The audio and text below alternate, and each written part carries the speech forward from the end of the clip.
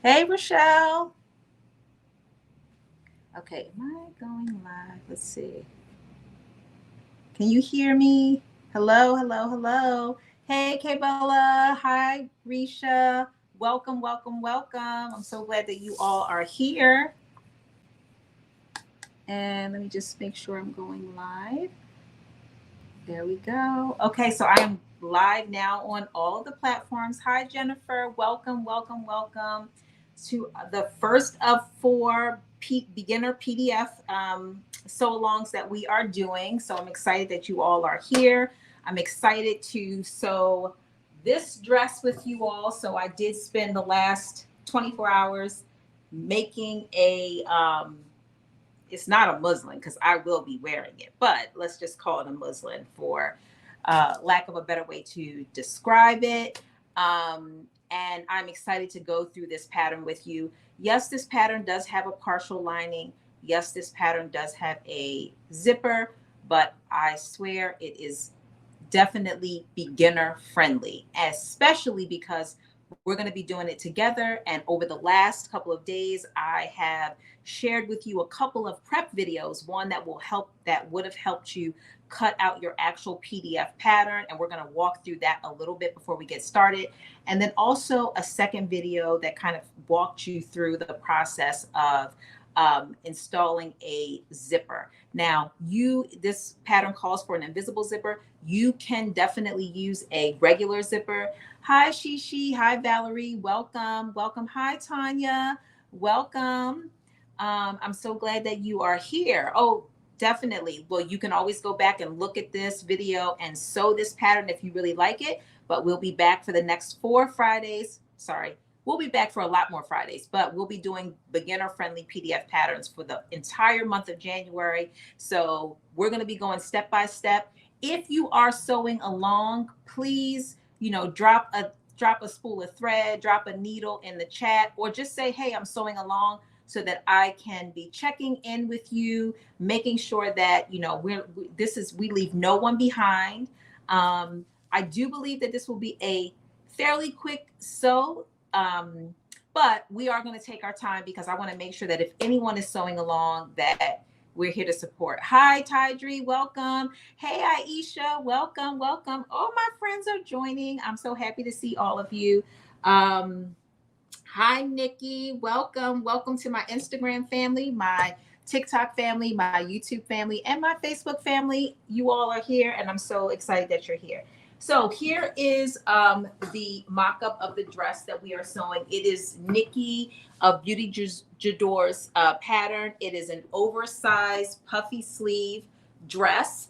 It is oversized. So I will tell you, I cut a size 14 based on my bust measurements because the other measurements of the dress are meant to be oversized, so they're not going to correlate with my body measurements. But I wanted to make sure that I had adequate room in the bust area, and it definitely was larger than what I had expected. So I will, in the one that we're going to cut today, I did, reduce some of the size to make it equivalent to probably a size 10 is what I would cut, knowing how this one fits. And I did make some adjustments to make this one fit a little bit, better. But I also did not do an invisible zipper in this one because I realized when I was sewing last night, I did not have any more invisible zippers. And so I did a black zipper. It does not look bad. And if Brittany was on, she would be so proud of me because I used my zipper by the yard to do this zipper. And so if those of you that are very familiar with zippers, which there might be a few of you who are on because this is a very beginner friendly sew along. I did do there is a YouTube video where we talk with Brittany, who does zipper by the yard in her sleep, who walked us through what is it, how do you use it. We got some time to practice doing zipper by the yard, but I did use zipper by the yard. So this is not an invisible zipper. You can, use it calls for invisible zipper, but you can use a regular zipper and it looks to me just as good using just a regular zipper. But we're going to go, step by step through the process of doing zippers. Hi, Teresa. Hi, Patrice. Welcome. Hey, Rob. Hey, Julian. Welcome. I'm so excited that you all are here and stopping by to say hello. And we're gonna get right into the pattern. So the sew along. But before we get to it, before we get to the actual sewing part, I want to make sure that everyone has if you have any questions about the actual pattern itself. So I did post a prep video on what you need to do or what you need to know. Hi, Elisa. Welcome. Hi, Arva. Welcome. Hi, Livette. Welcome. Hi, Valerie. If I didn't say hi already, I think I did, but you deserve 2 highs. So welcome for being here. Thank you for being here. So this pattern is 30 pages, which I would say is probably about average for most patterns, PDF patterns that you're going to cut out. You would have cut this out on letter paper, and then you would put the pattern pieces together. And this pattern piece has, again, it's 30, yes, it's 30 pages. So it is 3 or 4 rows, or 3 rows of 8 and 2 and 1 row of 6. And there's letters A through D, which you would create each row. And then there is numbers 1 through 8 that would create a column. And so you all can't see this probably because it's huge, but this is the sleeve pattern. And so once you put all of the pieces together, you will have one pattern piece that looks like this. This is your sleeve pattern, which you are going to cut on the fold. That's what this says right here, on the fold. The great thing about the instructions, because Nikki does include very detailed instructions with this PDF pattern. So it tells you how to not only put together the pattern, it shows you a graph of what the pattern looks like. And a lot of PDF patterns do show you that, what it should look like when it is all pieced together before you cut it out. So there are actually 3 pattern pieces, and then you will use the front and back bodice piece to create what is the lining piece. And so what you're looking at right here is the back bodice, and you're going to cut 2 of these pieces.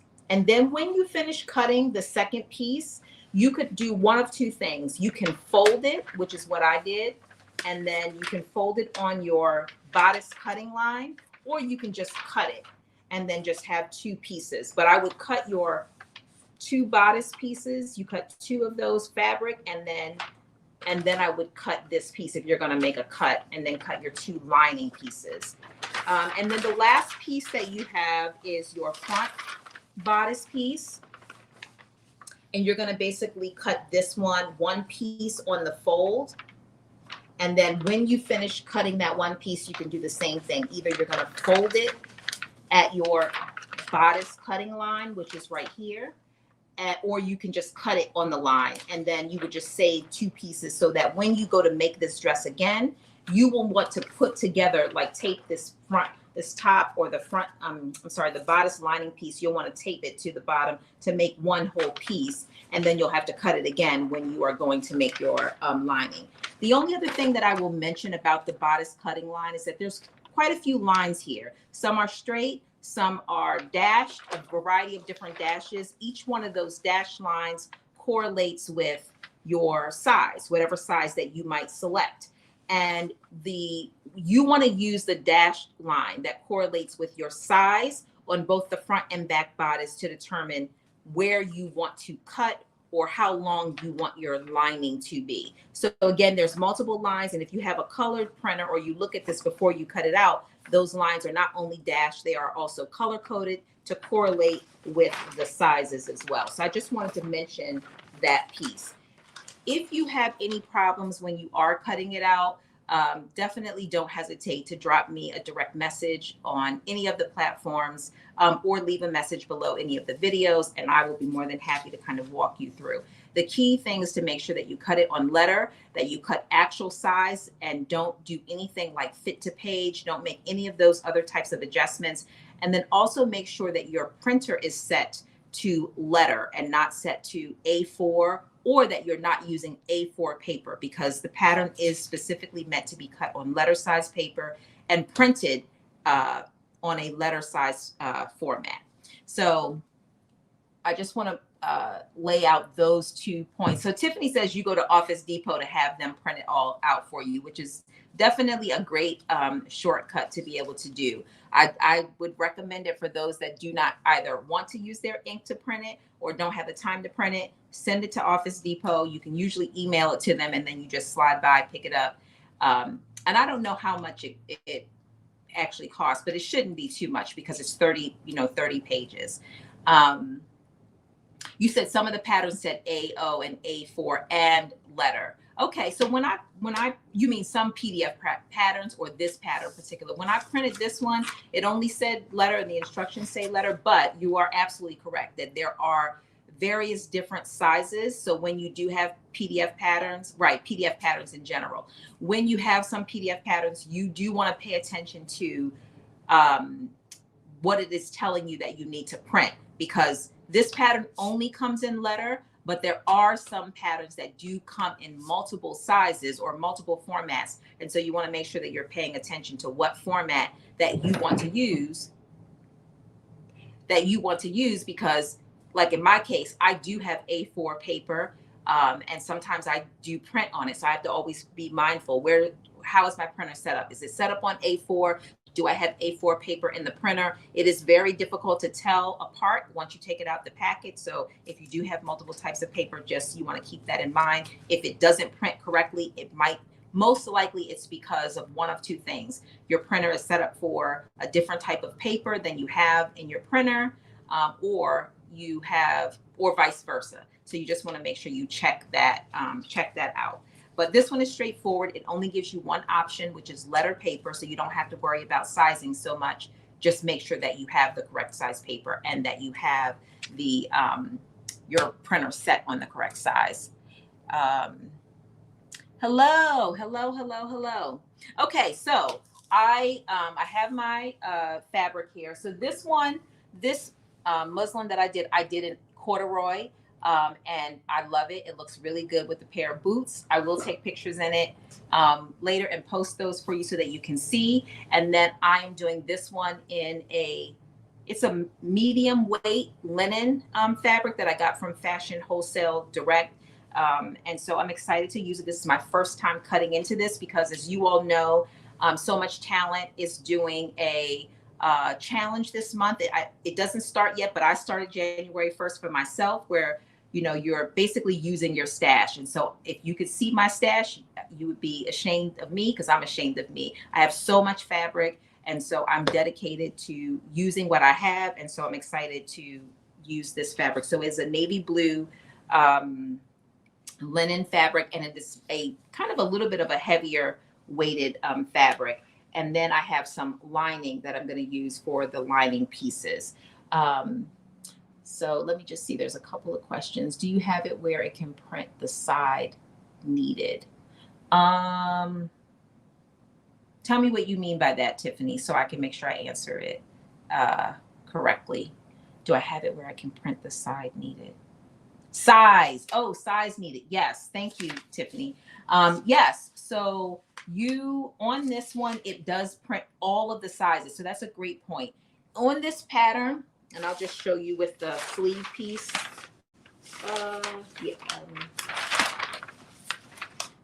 Yeah, I can show you with the sleeve piece because it shows it at the bottom. For this pattern, all of your sizes are in one pattern. And so you just have to look at the dashed line. You cannot, this pattern is not, I don't believe it is projector friendly. So it's not going to be where you can project it or just get one size. You will have to look at the dashed lines and correlate the one that goes with your size and then cut that one. And so one of the things that I did, because all the lines, I printed it in black and white because I'm not going to use color to print this. But all the lines start looking the same. So once I figured out what line was mine, and you might be able to see this a little bit, I took a black Sharpie and I just traced all around it so that it was clear to me which one I needed to be, which line I needed to be cutting. So you know how it has 32, 34, 36. What if you only needed a 34?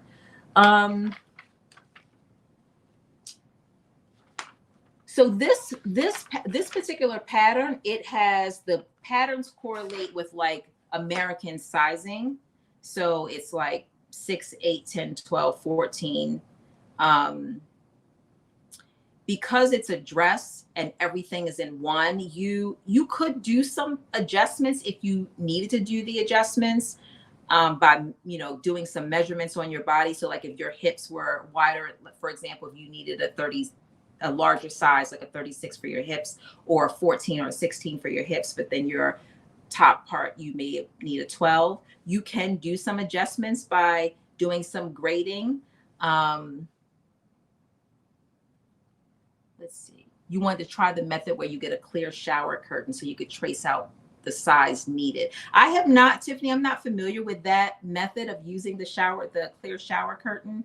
But that sounds interesting. I definitely will maybe look it up on YouTube so I can see how you would use that method to determine what size that you need. I'm assuming that you would kind of trace yourself maybe and then lay it down on the pattern to see what size you need. But I'll have to look that up. I'm not as familiar with that. So Danielle, hey, welcome.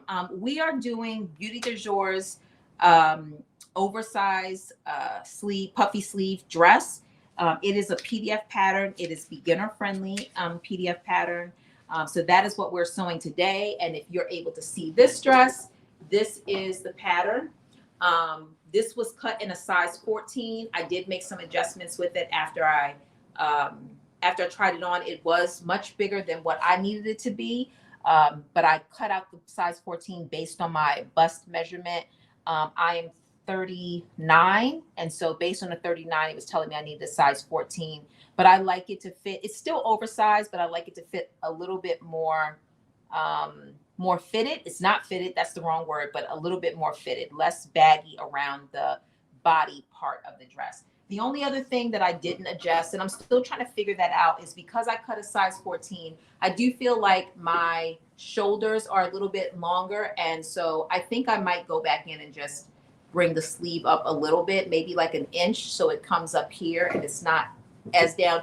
It's not a big difference. People who don't sew probably wouldn't notice it, but I notice it and I have a preference. And the great thing about being a sewist is that you can fix things like that. You never have to wear something that you don't like. So that's my favorite part about being a sewist, that I can fix those things. So hi, Tamara. Thank you. Thank you. Okay, so we are going to, I think we're going to get started. So the first step, and I'm going to be following the instructions step by step. So if anybody is sewing along with me, please, again, drop it in the chat. Let me know that you're sewing along, so that I leave no one behind. So Tiffany says, what advice would I give for an upcoming sewist? Well, one of the things I would definitely recommend is to watch sew along so that you can get an understanding of what some of the terminology that is used, what are some of the beginner patterns that are used. If you are not already following Black Sewing Network, I would definitely follow Black Sewing Network, because January is kind of our beginner friendly month.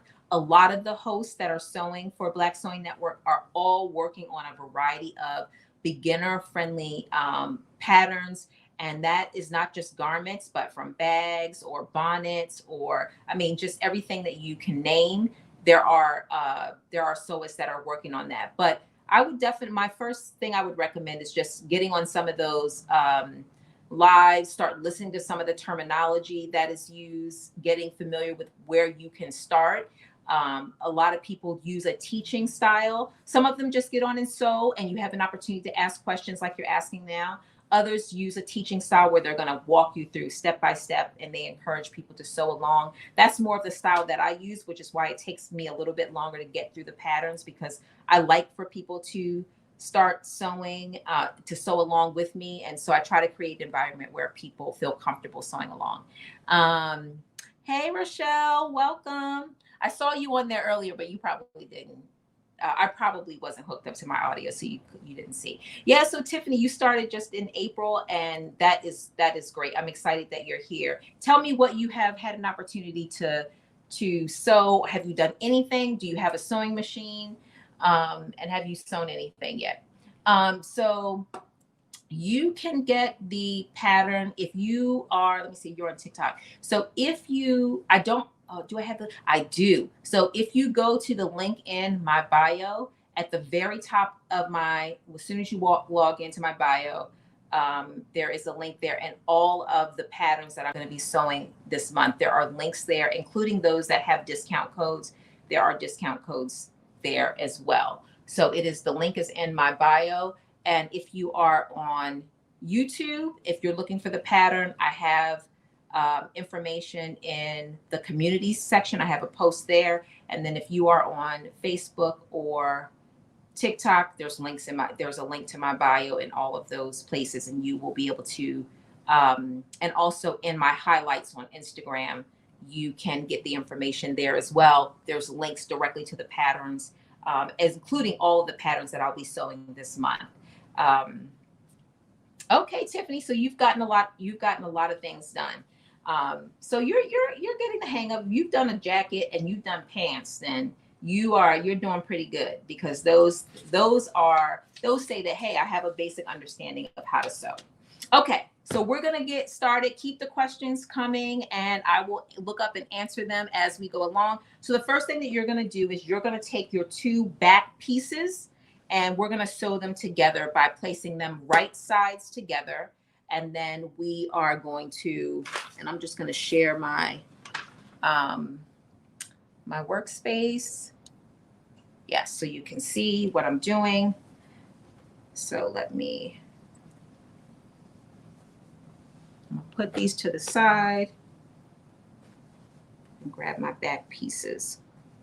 And you know the back from the front is because the back you have two pieces and the front you only have one. So it will be easy to tell the back from the front.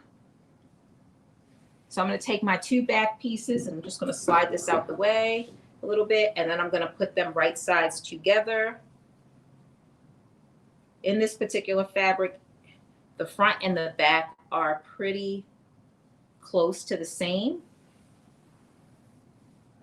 So I am putting them right sides together. So let me just step back so you can see. Right side together. And I'm going to pin them, and then I'm going to sew.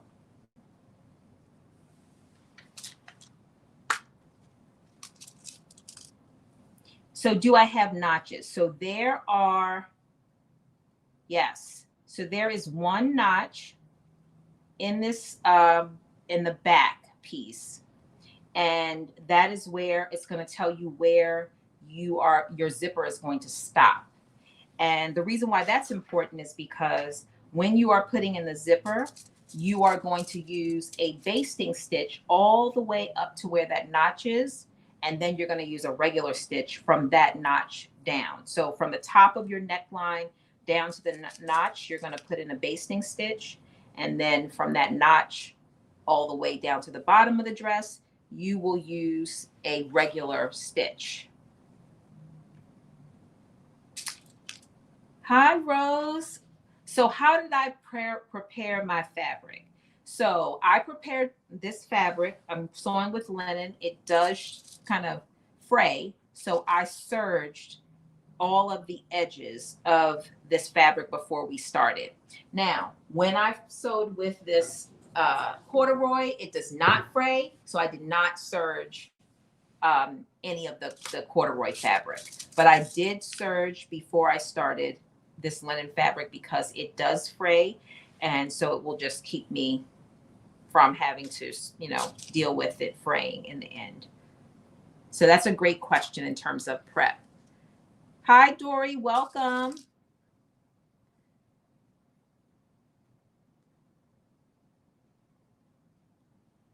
So there aren't that many notches in this pattern, very few notches. The first one that you do have to worry about is like I said, the one. Is this my front or my back? It's my front. So the first one that you have to worry about is this one right here, and it is on your back piece, and that is where you are going to stop. So your zipper is going to go from the top down to here. Now, that's based on a 20-inch zipper. If you have a shorter zipper, then you will just stop. You will stop your basting stitch at a shorter length, or if you have a longer zipper, then you will stop your basting stitch. But that is based on you using a 20-inch zipper. I do have a longer zipper. I have a 24-inch zipper. So I'm going to baste down a little bit longer because I have a 24-inch zipper. So I'm just holding, I'm just placing, let me see if you could see this, and I'll hold it up for those that are on TikTok, but I'm basically placing the zipper, putting the top of the zipper pull at the top of my dress, and then I'm holding it all the way down. And then I'm going to just take my chalk and I'm going to just mark where I'm going to stop. And I'm actually going to stop a little bit before that.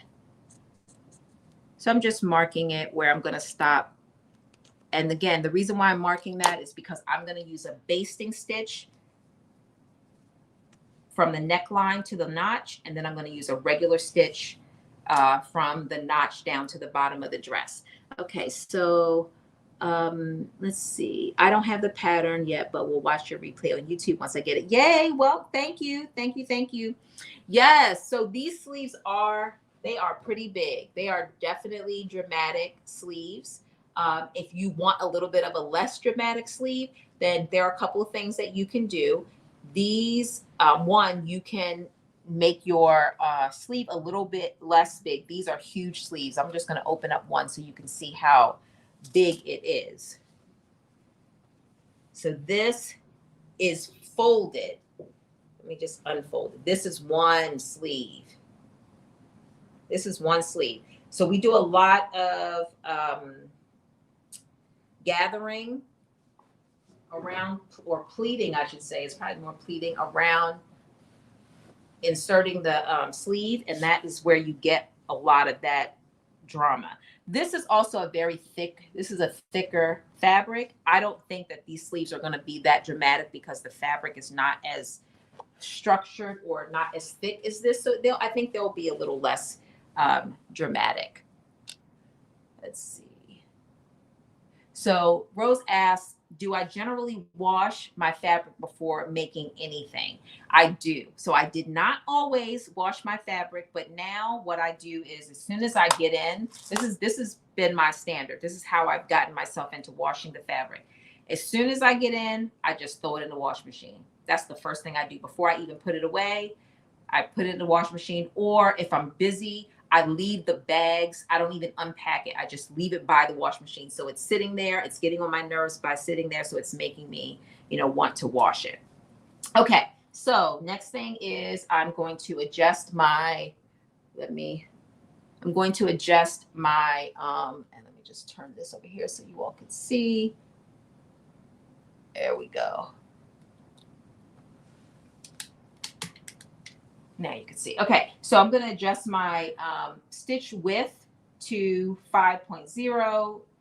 So 2.5 is my standard stitch. 5.0 is what I use for a basting stitch. And again, I'm going to use that basting stitch. And I'm stitching it also, very important, 5/8 of an inch seam allowance is what I'm stitching, because you want to make sure that you have enough room to put the zipper in. So you don't want to skimp on the seam allowance in terms of where you are, how much you're giving yourself. So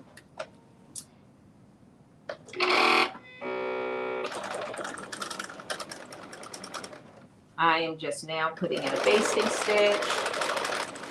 These are all really, really good questions. So keep them coming. Thank you. Because if you have the question, someone else has the question too. Or someone who watches this in replay on YouTube also might have the question. So this will be very helpful for them as well.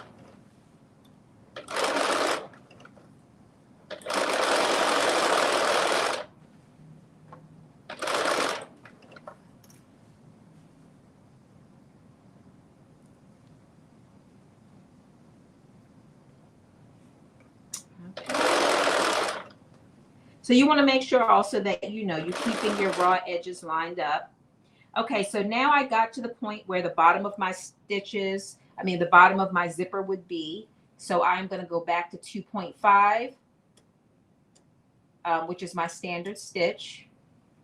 And I'm going to do a little bit of a back stitch here, and then I'm going to stitch down, still keeping 5/8 of an inch seam allowance.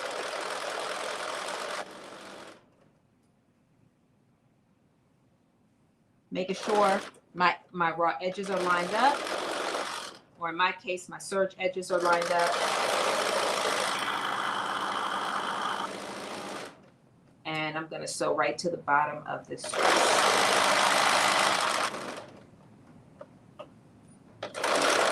And then I'll do a little back stitch at the end.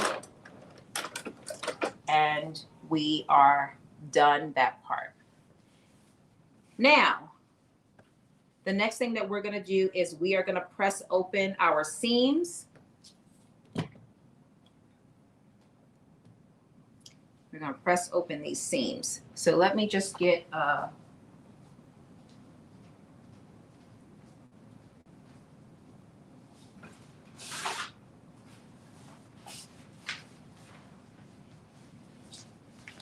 the mat.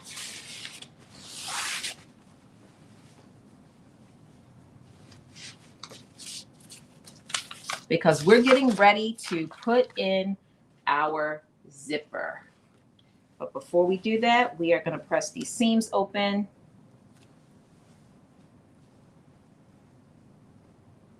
You say you brought extra fabric because of the sleeves. Yeah, the sleeves are big. It tells you, she in the instructions, she estimates how much fabric that you will need based on your size.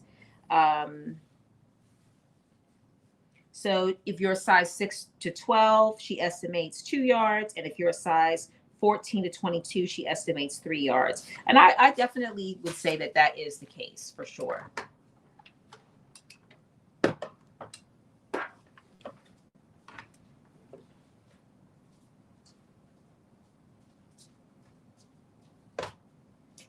Oh, of course.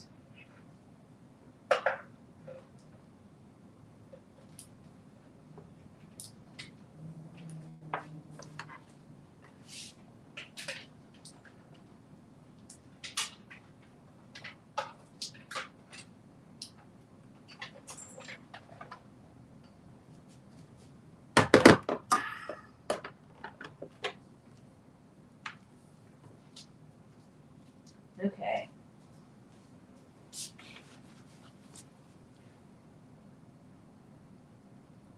So on YouTube, it is Let's Get Social. Let's Get Social. And social is spelled SEWCIAL.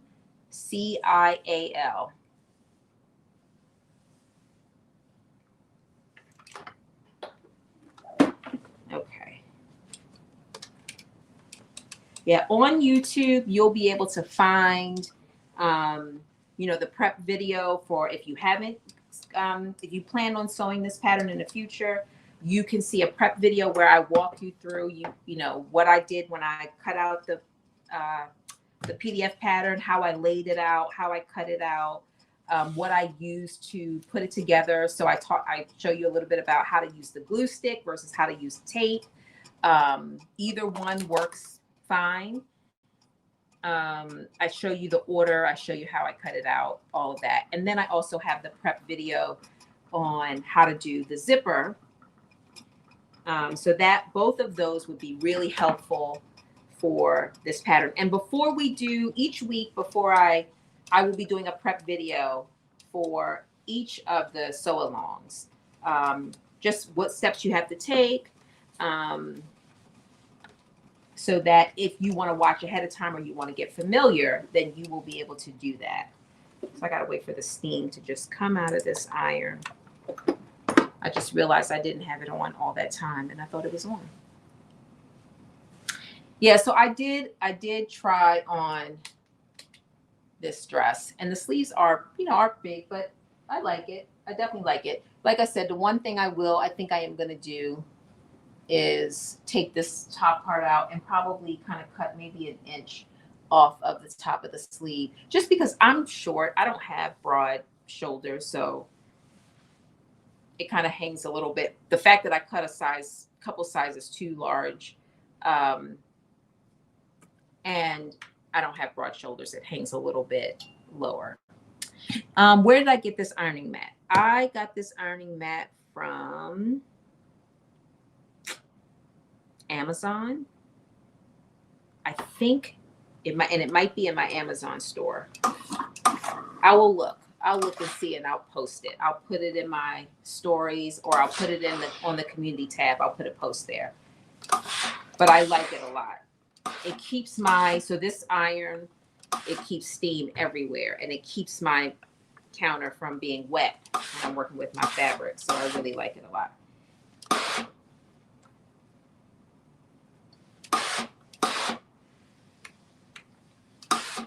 All right, so get that out the way. So I have pressed, let me make sure I went all the way. Nope, I didn't go down far enough. I'm gonna press a little bit more. This is a long zipper. I got a 24-inch zipper. My hope is that, one, I use this zipper because it matches so well. It is an invisible zipper. But two, that I'll be able to step into this dress. So this one I can't step into. It's not, I think I did a 15-inch is what I ended up ultimately doing.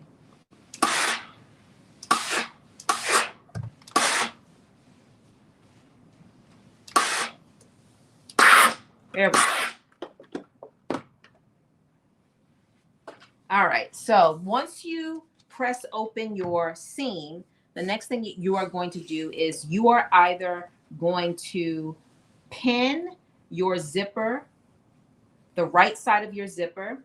So in this case, because I'm using a invisible zipper, well, I guess in every case, really, the side that your pull is on is going to be the front of your zipper, and then the other side is going to be the back of your zipper.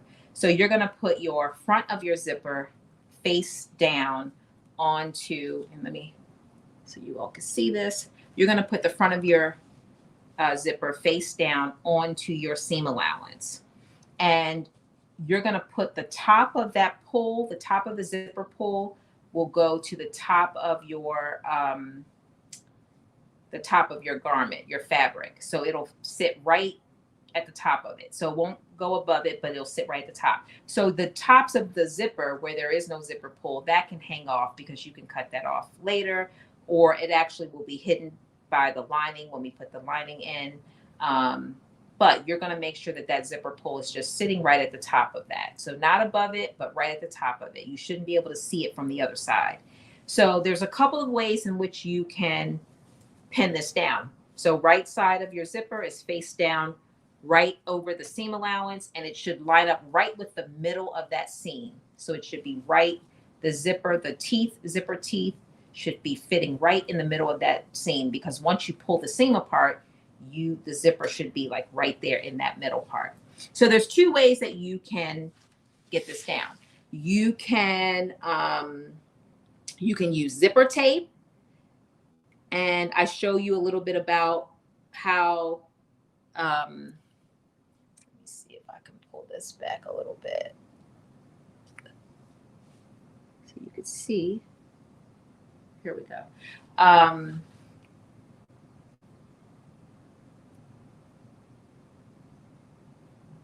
Here we go. I want to make sure you can see it. So you can either use tape, which is my favorite, or you can use pins, and you can pin it down. The key is to make sure that you only pin or tape it to the seam allowance. We are not going to be sewing through the actual main part of the fabric. We're only going to be working with our seam allowance. So I'm going to actually use tape to tape this down. And the good thing about tape is that you don't have to put your basting stitch in if you use tape. Now you can, and when I did the prep video, because I was doing both, I was showing you both methods, using the tape and using pinning it down and using a basting stitch. I just base stitch through everything, but you don't have to. This tape is strong enough that it will hold it. So when you are putting your tape, there's two things that you want to do. One, you'll grab a piece of tape that is just as long as your zipper, maybe just a little bit shorter, so it goes right below the top and right before the piece of zipper ends. So you're going to basically put a piece of tape down. The other thing is that you want to put your tape, you want to make sure that your tape is close to the center of that seam, but not covering the seam, because again, you're going to be seam ripping out. You're going to seam rip out the seam between that's holding the two back pieces of fabric together, and you don't want it to be stuck together with the tape, because that is what will happen if you get the zipper tape too close to the middle of the seam. It will get stuck. So you want to make sure that you use just enough. And I'm just using my marking on my fabric to help me know how long to make. And the good thing about zipper tape, and this zipper tape I got from Wawak, it was very inexpensive and it's very good. I love it. It's so good. It's made the life of putting in zippers so much easier for me. So once you put the piece of zipper tape down, you're going to do what I call like score it, or scratch it with your fingers, or take some scissors and kind of scratch it a little bit. And what that does is it helps the tape adhere to the fabric before you remove the paper backing from the zipper tape. So I take some scissors or seam ripper or my fingernails when I have longer fingernails, and I just scratch the tape. And once you scratch it, then it should stick fairly well. And then you can pull off the piece of tape, the paper backing.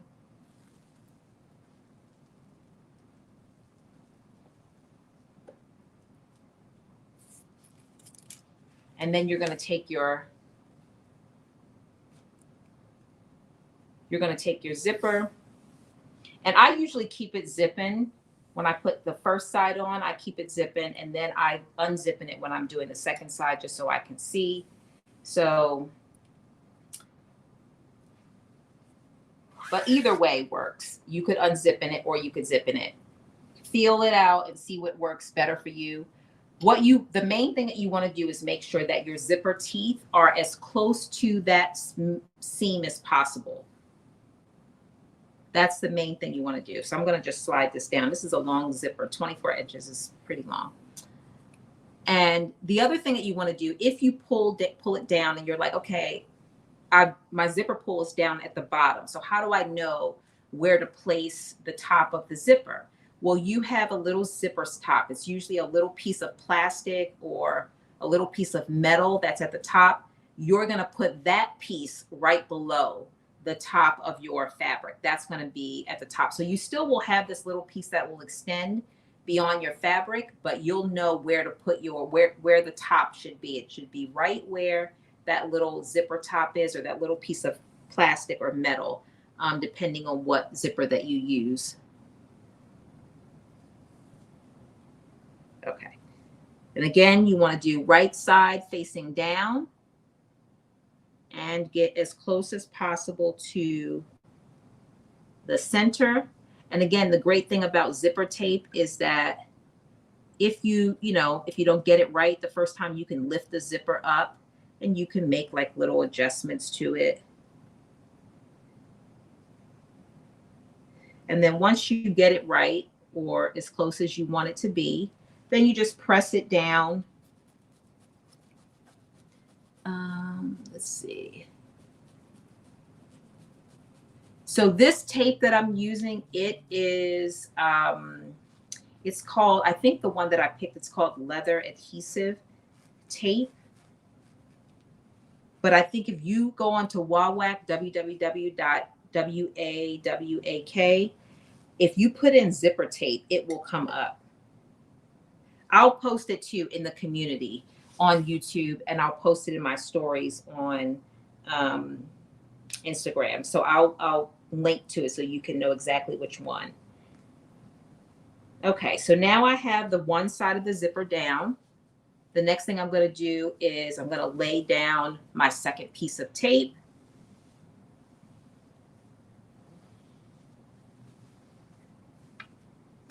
And I'm not going to do a basting stitch. So you really want to make sure that you press this down really good, because you don't want it to come up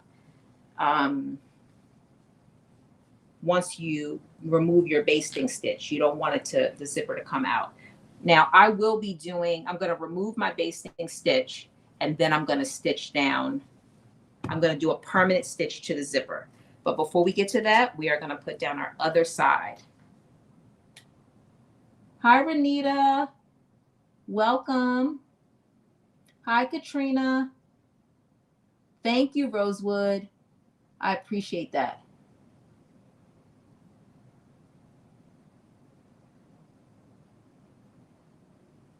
Okay, I'm just making sure I'm not missing any questions. Yeah,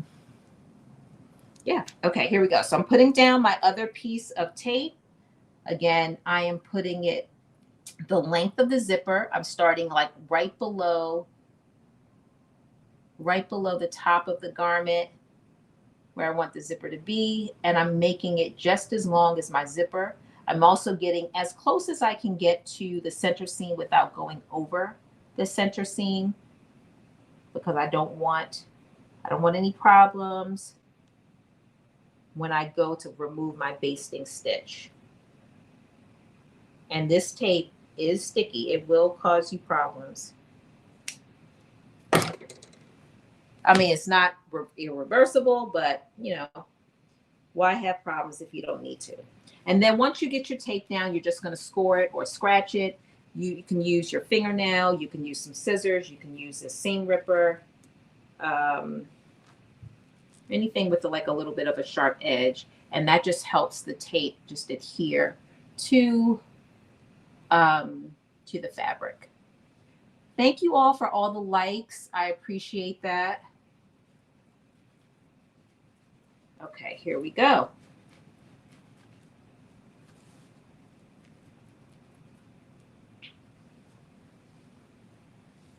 All right, once you have it scored really good and you feel like the tape is on there really good, you can just remove the paper backing from the zipper tape. And then I'm just going to zipping it up. Again, sometimes I do it zipping up, sometimes I do it closed. It really just depends. But either way, the key is that you want to make sure that the zipper teeth are lined up with the center. That's the key. You want to make sure that the center teeth are as aligned with the center as they possibly can be. Because once you remove that seam, you want it to be, you know, pretty aligned.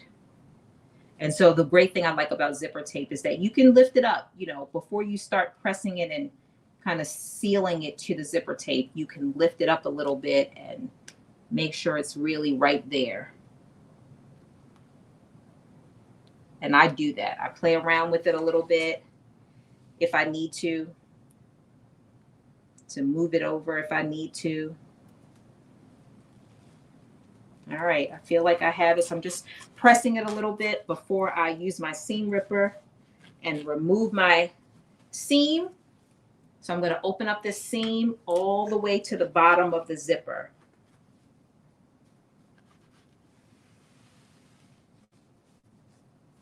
All right, so I have my zipper in. Let me just show you. I have it in by way of zipper tape. So it did not use a basting stitch. If you were to put this in by basting stitch, instead of using the zipper tape, what you would do is you would use pins and you would pin down your zipper. In the same placement, you want to make sure that those zipper teeth are right over the center of the seam. And you would pin down, and then you would basically use a basting stitch to hold it on in the same way. And then once you do your basting stitch on each side, so you'll do one side, and then you'll come back and pin the other side only to the seam allowance. You do not want it to go through both sides. Then you would do another basting stitch down the zipper to the end. And then you will get to the step that we're about to go to now, which is we're going to remove this basting stitch from the back of our two dress pieces. So you'll grab your seam ripper, wherever that might be.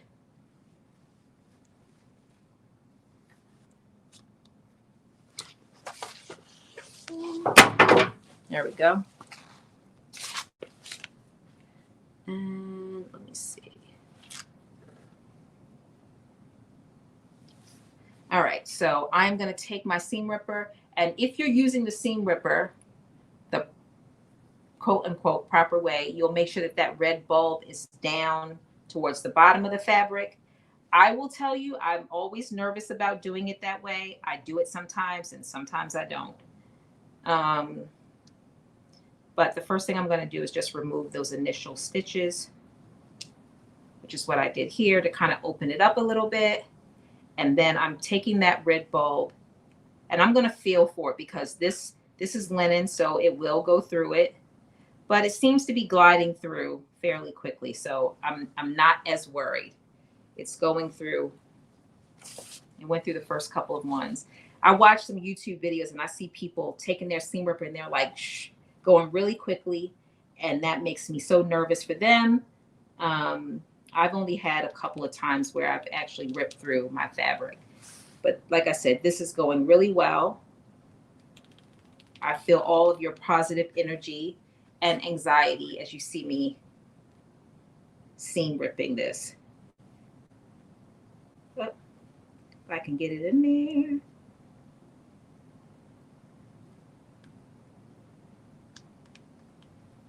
It's going really well.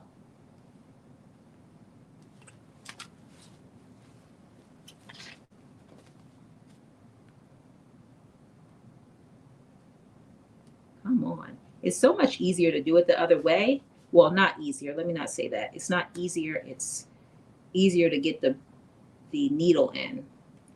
It's not easier to actually seam rip it. I spoke too quickly. Okay, here we go.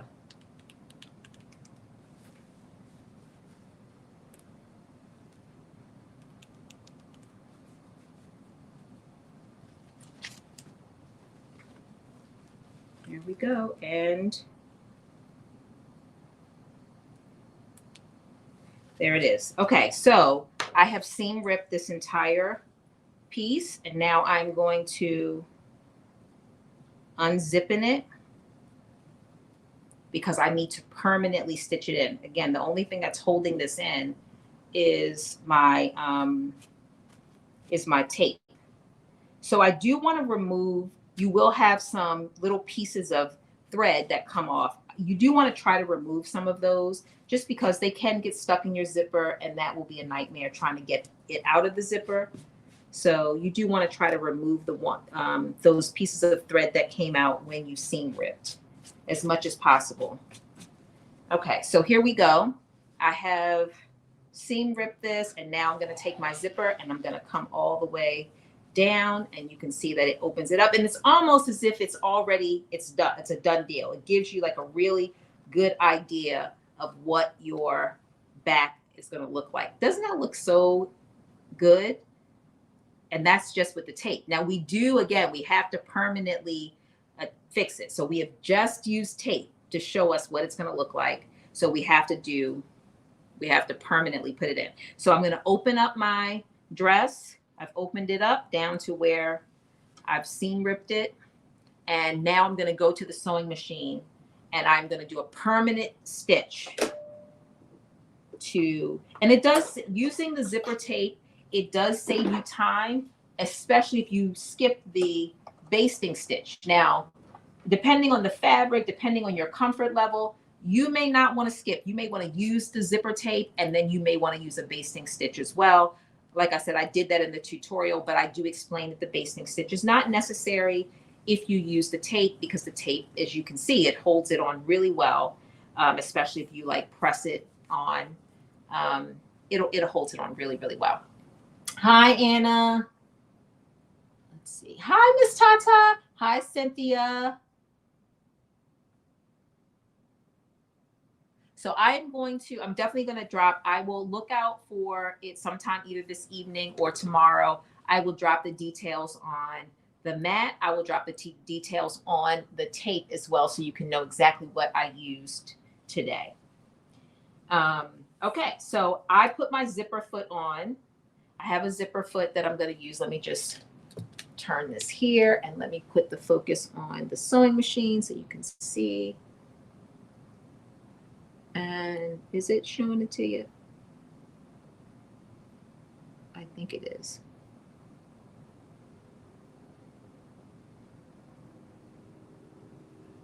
I don't know why that's not changing over to the machine.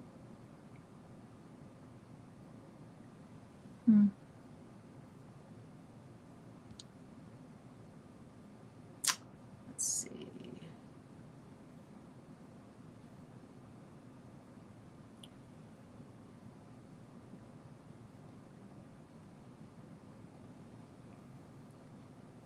Okay, there we go. All right. So when you are stitching, or when you are sewing your zipper tape on, or zipper on, sorry, what you want to do is, there is a little groove, and I'm not going to probably be able to show you as well. Let me see. There's a little groove that you want to get your needle in. And if you watch the prep video, I try to get a really good picture of it so you can see it. But this little groove right here is where you want to sew. And so let me just show you here. If you could see that. Or let me see if I put it right here. You might be able to see it better. No. So let's see. Anyway, there is a little groove there. And you may have to take your fingers and roll back the zipper so that you can get to that little groove. So that's one thing. The closer, or the more that you get into that groove, the more tighter that your invisible zipper will be. Now, if you are not doing an invisible zipper, then it's a little less important that you get into that groove. You just want to get close to your zipper teeth without getting into your zipper teeth. But you're going to have a little bit of an exposed zipper anyway, so you just want to make sure it's neat, it's straight. You don't have to really get into that groove. But in the case where you're doing an invisible zipper, it's really important that you get into that groove, because you don't want any excess zipper tape showing when you zipping up your zipper. So you want to get into that groove when you're sewing it down. You may have to roll it open with your fingers in order to keep it open. Sometimes people take a iron and kind of press it open a little bit. I don't do that because I'm always nervous it's going to melt the teeth, and it can if you're not careful. So I don't do that, but people do that as a way to keep the teeth open. And I think that's the main thing. And then use a zipper foot. That's the other thing that helps you to get really close in terms of getting inside that, oops. There we go. And also make sure that you adjust the length of your stitch back to 2.5. You do not want to do all that work for a basting stitch, because then you will have to go back in and do another permanent stitch, because you don't want to wash your clothes or wear it, and your zipper come loose, because that would not be great. So I'm just changing my foot over to a zipper foot. And so again, I have my stitch set on 2.5. I'm rolling open. And then before I put my my foot down, I'm going to just hand turn my wheel so that I can make sure I know where my needle is going to be, because I want to try to get it right into that groove.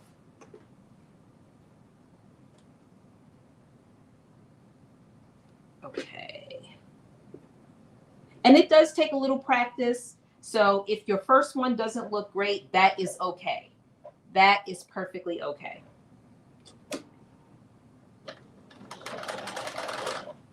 The great thing about putting on a zipper is that you can, if you zipping it up and it's not as close as you want it to be, you can always go back in again and try to get a little closer the second time around.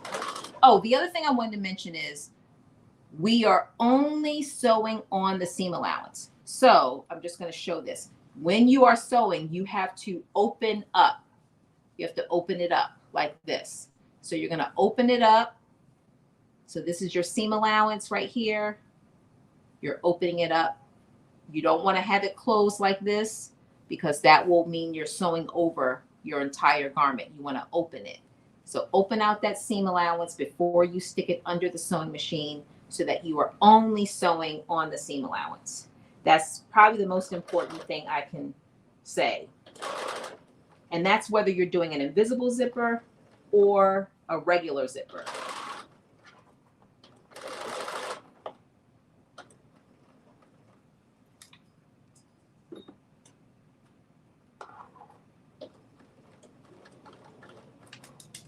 And I try to take my time a little bit.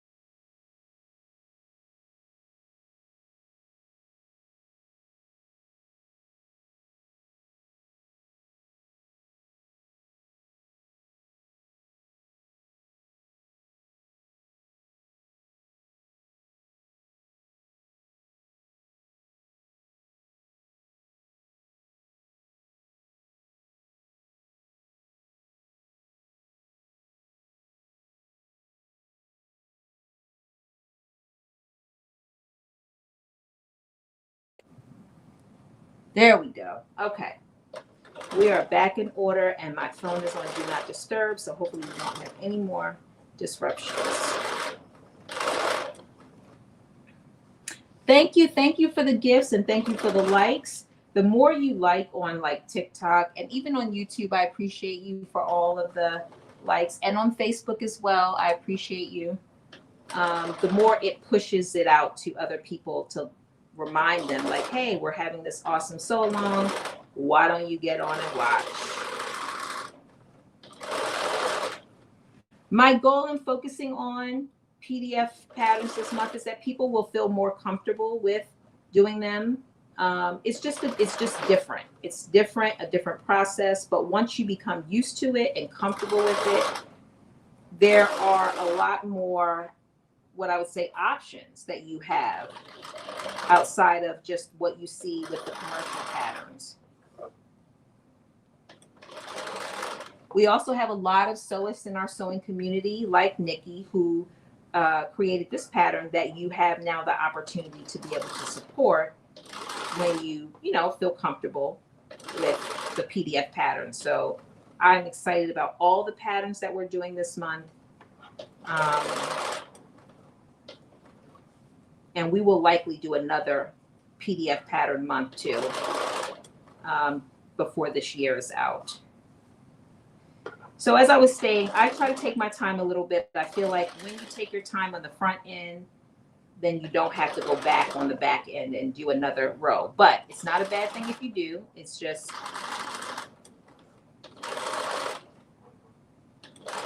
taking your time helps to save you.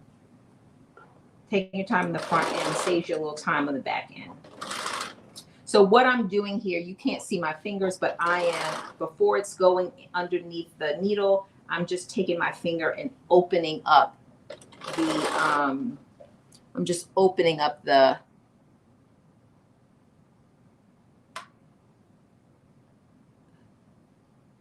I'm opening up the zipper so that it is open and ready to go when it gets to the needle.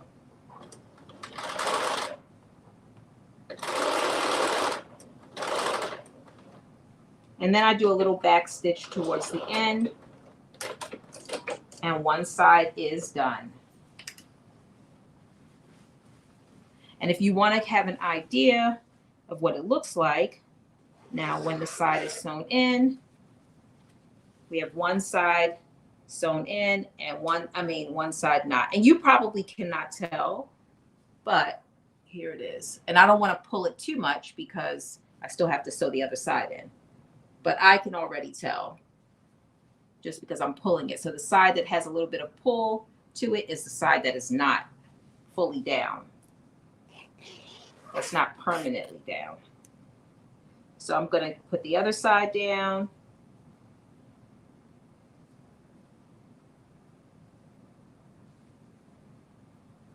Make sure I'm looking to see, like, what side did I do? Okay, that's the side I did. This is what happens when your thread just blends right into the fabric. You can't even tell what you did and what you didn't do. All right, so now you just repeat that step for the other side. And we're doing literally the same thing, just to the other side. I'm moving my needle to the other side of my zipper foot. I'm opening my zipper opening my zipper teeth so that I can get that needle perfectly in the groove. And then I'm just going to manually put it in the groove. Drop my zipper foot down and then start to sew.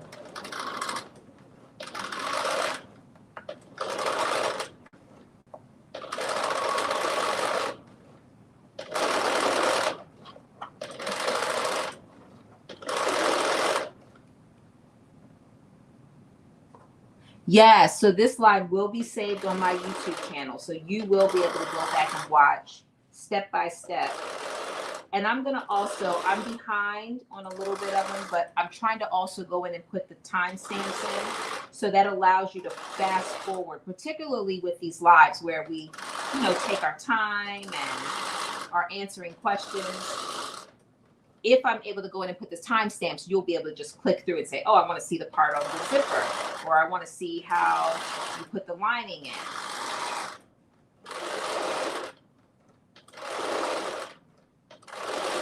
So the other thing that I mentioned this briefly, but I'll just mention it again, is that you want to make sure, that you also do not stitch on your zipper teeth, because your zipper will not close. It will not close if you get thread in your zipper teeth. So you just want to make sure that you do not. And once you get to the bottom, you just do a little bit of a back stitch. And that's it. Your zipper is in. And again, if you want it to be a little bit of a tighter, fit. So that's it. The zipper is in. You can see I'm pulling and you cannot see the zipper at all because it's in. It's permanently in. There we go. It is in. So I'm very proud of that. That looks really good. I'm excited about it. And it's much quicker with the zipper tape because you're saving yourself an extra step. So our zipper tape is in. Our zipper is in.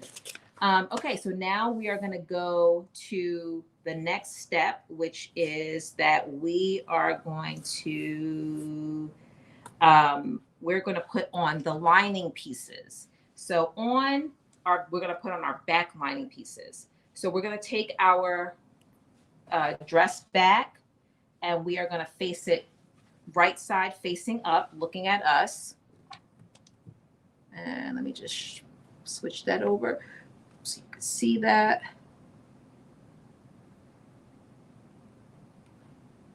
I don't know why I want this to be a little bit. Sorry, I just want to adjust this camera a little bit so you can see a little bit better. I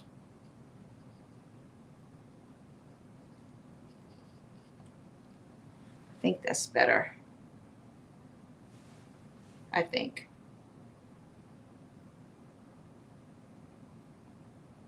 Yeah, okay, I think that's a little better. Okay, so you're gonna have your back piece of your garment or your dress, the back piece that we just put the zipper in, you're gonna have it right side facing up, and then we're gonna take the lining pieces.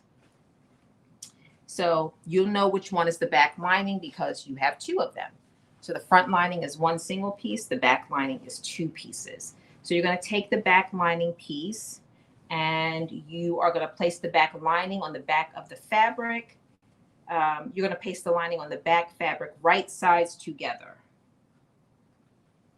So I'm just placing this down on my fabric, and it's dark so you can't really see it that well, but I will hold it up in a minute so you can see exactly what I'm doing.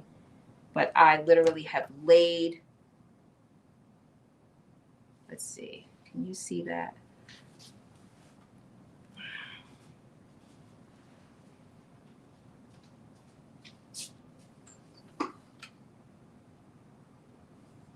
I want to make sure it's showing up really well. Okay, so I have the back part of my lining on the back part of my fabric. I'm going to pin it down and then I'm going to show you exactly what I'm doing.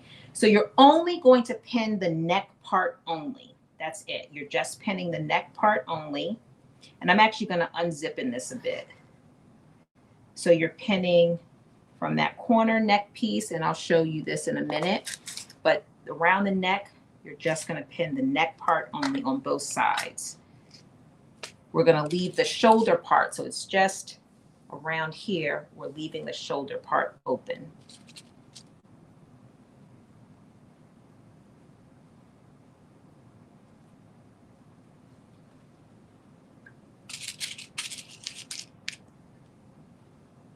Hi, Jennifer.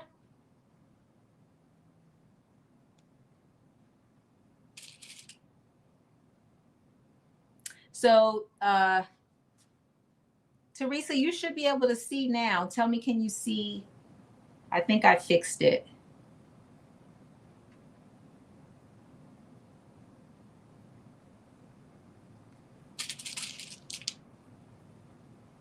Okay, here we go.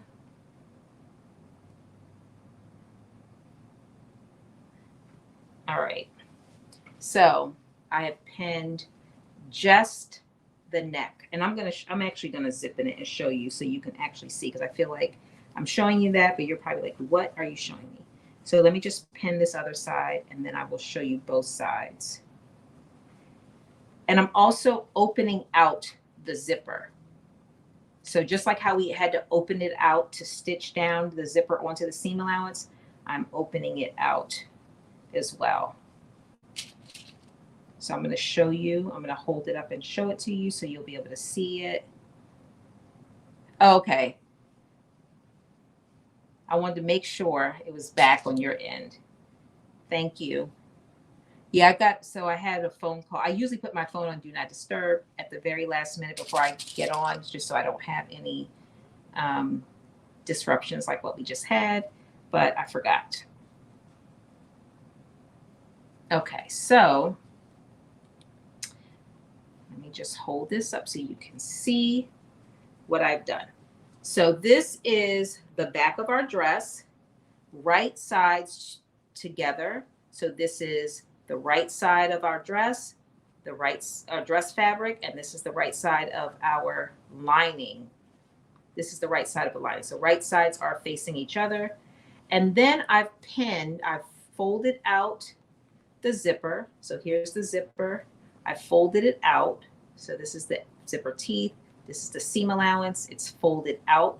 And then I've taken the lining and I have pinned from the edge of that seam allowance. So I'm covering the zipper all along the neckline. And I'm going to do a stitch at 1/4 of an inch seam allowance. 1/4 of an inch seam allowance. I'm stitching right across this neckline. And here's the shoulder. So we're not doing anything with the shoulder yet. We're leaving the shoulder as is. We're just going to stitch the neckline. And then the same thing on this side. We're just doing the neckline. Here is the shoulder over here. Here is the zipper, and I have the seam allowance folded out. So I'm just going to do 1/4 of an inch stitch across the top. Hi, Greta. Welcome. Hi, Javon. Okay, so that's what I'm doing now. I am doing, and this is a regular stitch, not a basting stitch. So you should have your stitch length at 2.5 or whatever your standard stitch length is. And I'm just adjusting my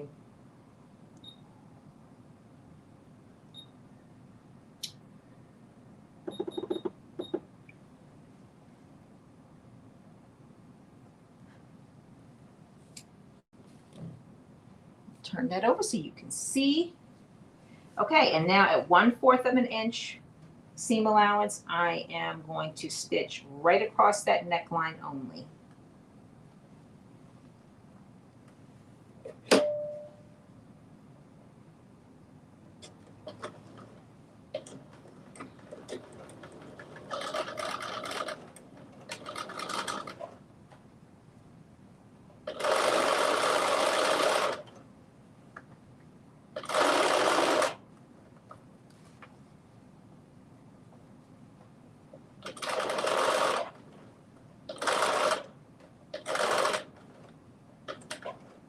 And then I'm gonna do a quick little back stitch, and that's it.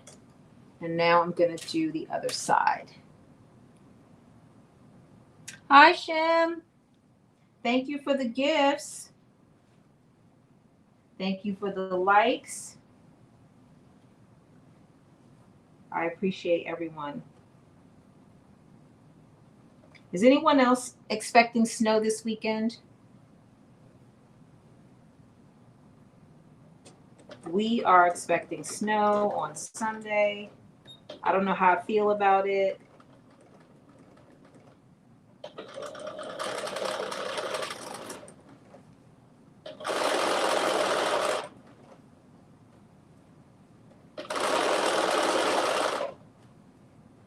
I saw some flurries the other day, and I was like, not yet, I'm not ready.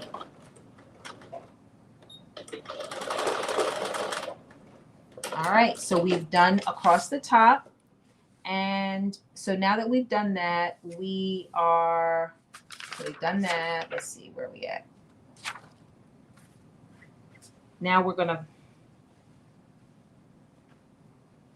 flip our, let me turn this around so you can see. We are gonna, now that we've done this piece, they want us to press open our seam allowance here at the top of the neck. But before we do that, well, actually, what they want you to do is flip it over to the other side and then press it. But we still have to flip it back to the wrong side and then stitch down. So I like to stitch it all at one time, to be honest with you, and then press it.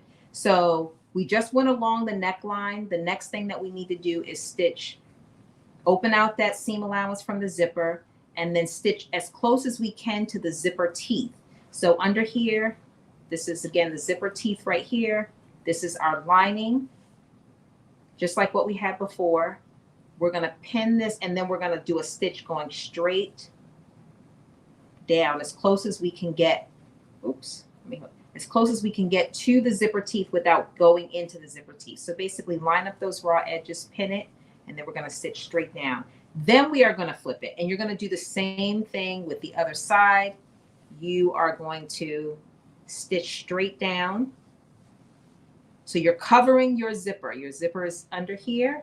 You're covering it, but then you're gonna flip it out, press it, and your zipper will be kind of sandwiched in the middle. So we're gonna pin that first. Right sides together, we're gonna pin it, and then we are going to go back to the sewing machine and stitch straight down. Then we will flip it over.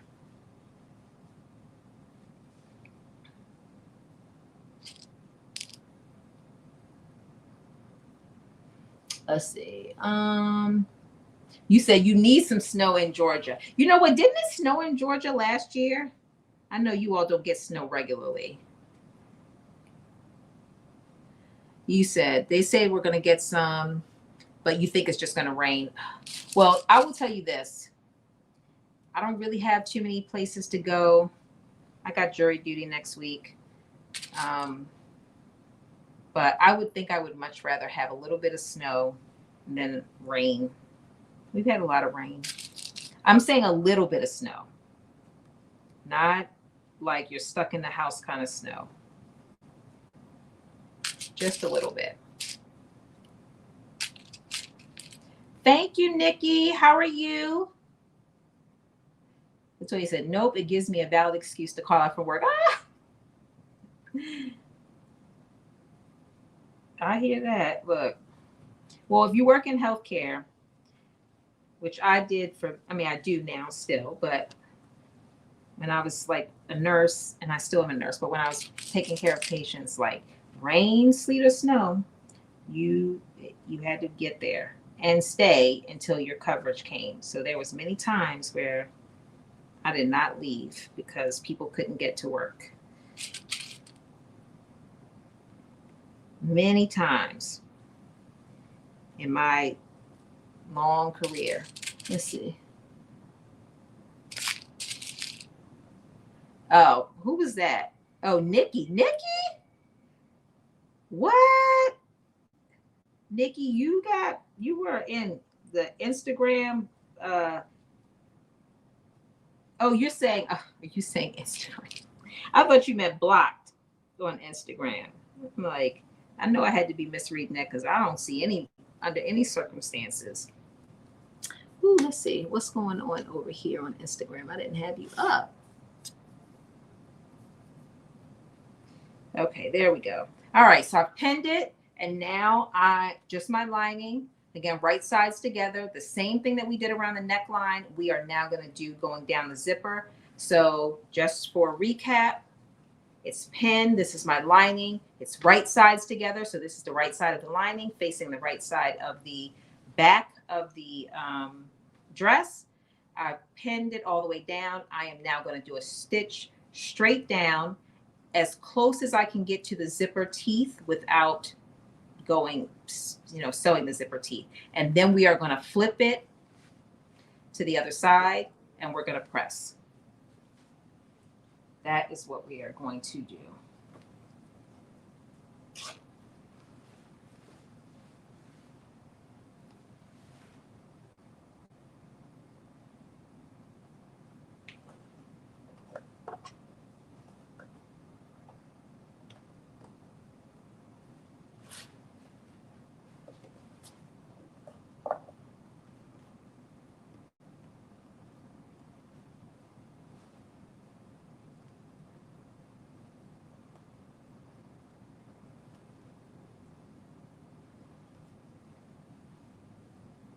I feel like this is loose.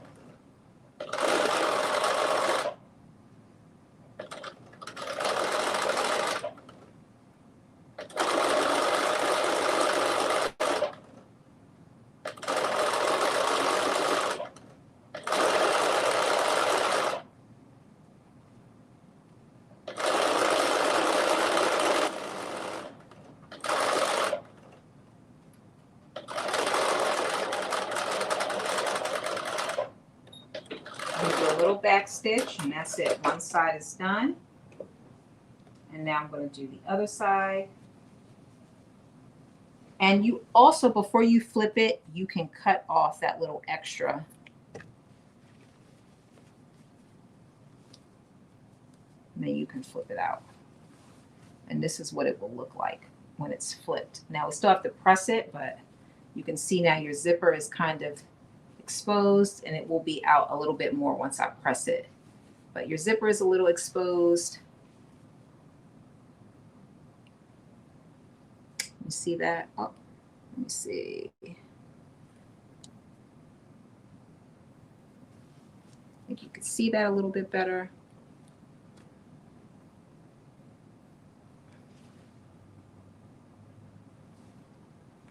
And now I'm gonna do the other side, and then I'll press both sides.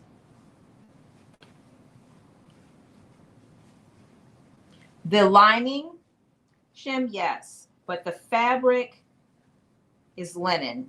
The blue is linen, and then the black is lining fabric.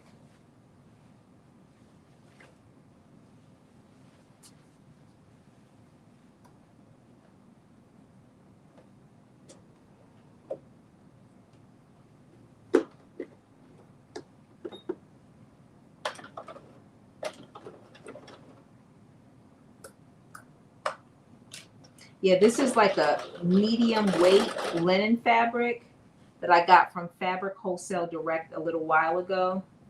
I mean, I got it maybe sometime last fall, maybe October sometime.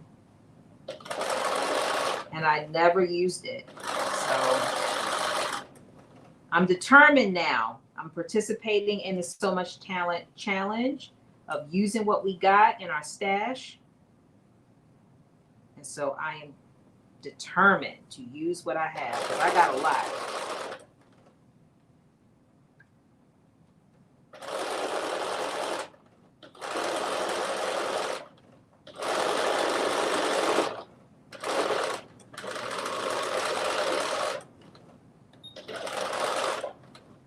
Again, if you do make a mistake and stitch into your zipper, you can, like I feel like I just did. Yes. So you can just use your seam ripper to just loosen the stitch in that particular area, and then you can just stitch over it again. So like there's this, I'm going to try to zip it. I feel like I went over. Before I take that little section out, it's like maybe a stitch, because it only takes one to keep your zipper from going up.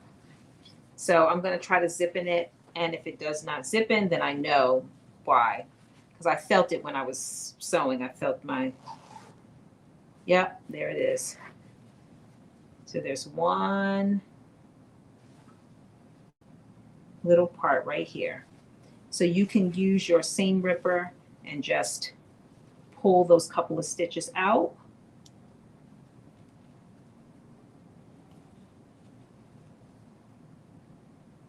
Yep, right here.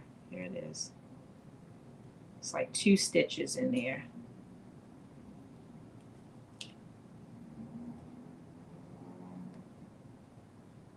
It's an easy fix. If you do run into that, you'll be able to just go in and just take out those couple of stitches, or how many ever it is. It might be more, but you'll know because you'll feel it when your sewing machine goes over.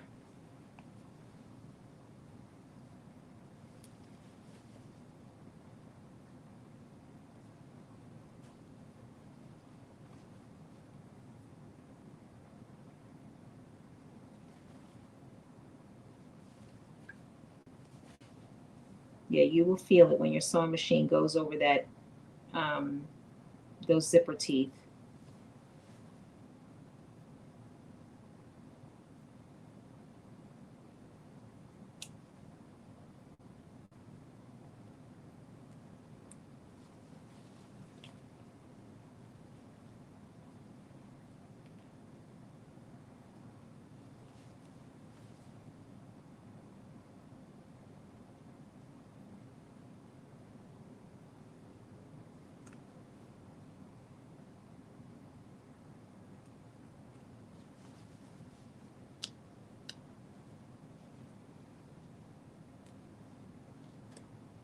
There we go.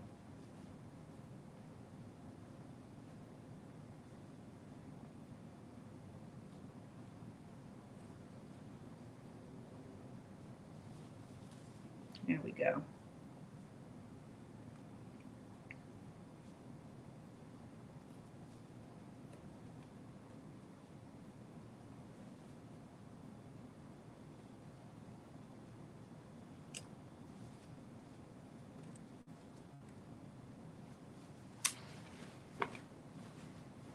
now it is out, that little section. There we go, and it zipped perfectly. So I do have to go back in and just do a quick stitch there just so the zipper doesn't come out in that. I mean, the seam allowance doesn't, the lining doesn't come out in that section, but this is what it looks like on the other side now that I've turned it. So this is the line side of it. And this is the right side of it. And then here's my zipper.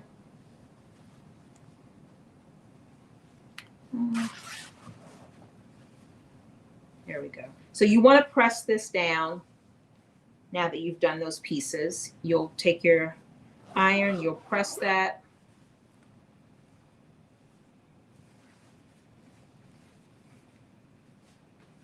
But it lays pretty good. Hi, Lisa.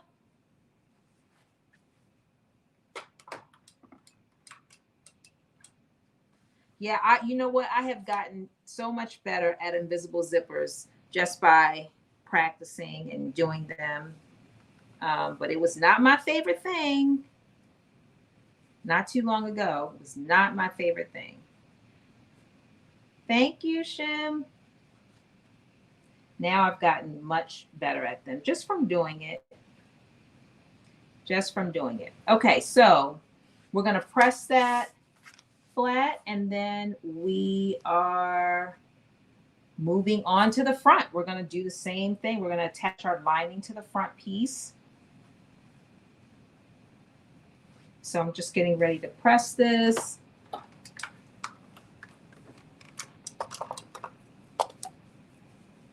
And I'm just going to lay this cotton over top while I press this top part.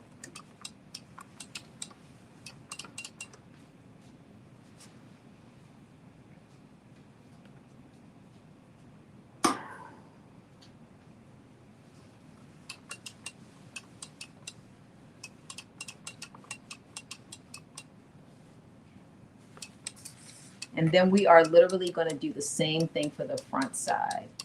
Yes, Rose, it did. It really did.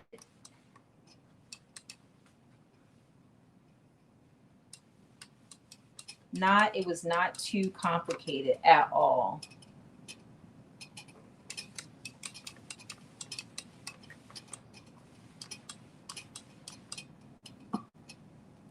Come on.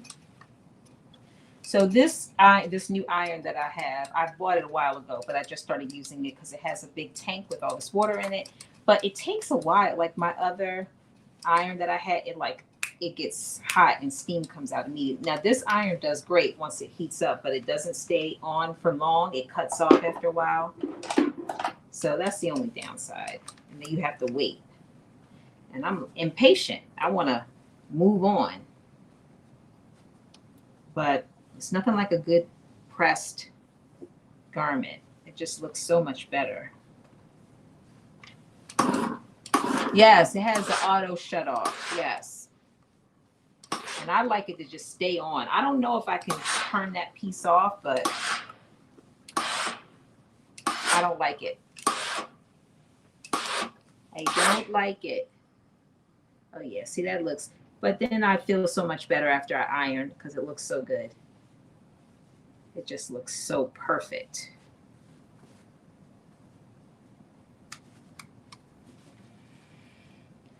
Then all is forgiven once it presses down everything perfectly. Then I'm like, oh, okay, it's worth it.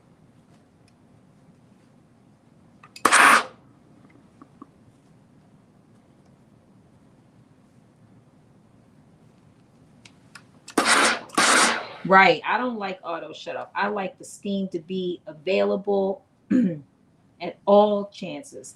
But I will tell you this, with other iron, the steam was so hot, it used to burn my hands. And this one, it gives me the same result, but my hands aren't burning. So I don't know, maybe my hands have gotten used to it, but I definitely I like not having my fingers feel burnt when I'm ironing.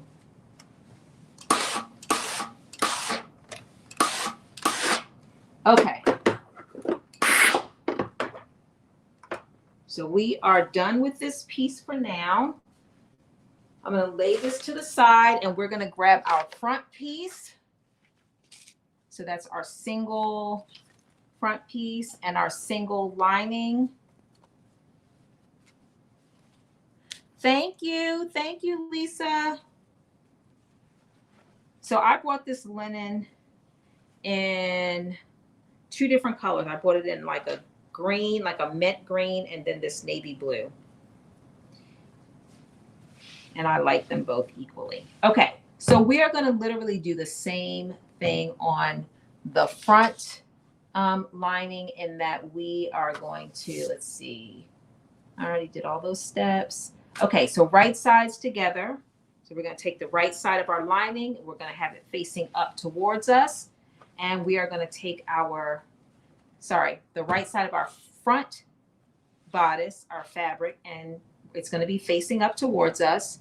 And then we are going to take our lining piece and we're going to take the right side of that and we are going to face it down. So it's going to be right sides facing each other. And then we are just going to pin around the neckline. So just around this neckline, just around this part, we're going to pin and stitch that at 1/4. So I'm pinning it now.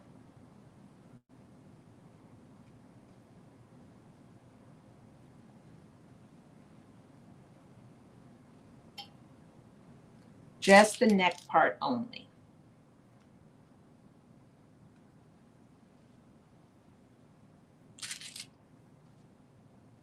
Thank you. Right, Lisa. It's got to be hot. It's got to be hot. I like my coffee hot. I like my tea hot. It's something about, I mean, obviously I don't drink it scorching hot, but it's something about getting it hot and then, you know, kind of working with it and letting it get cold on your own time. Something about that.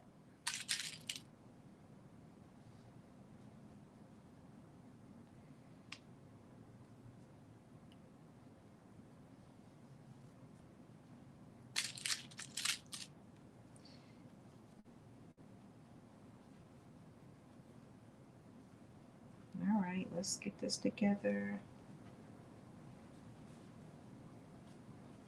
So I'm trying my best to kind of stretch out my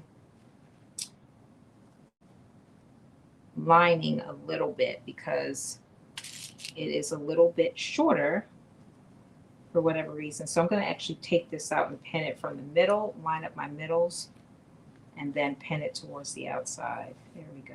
But then that feels short.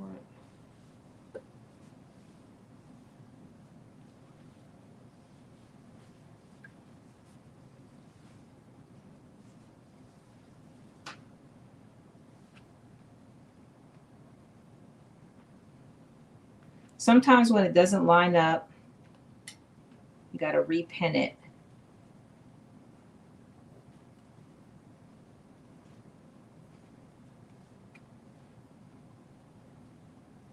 Sometimes what I like to do is pin the middle center, pin the edges, and then work the rest in, work the middle in.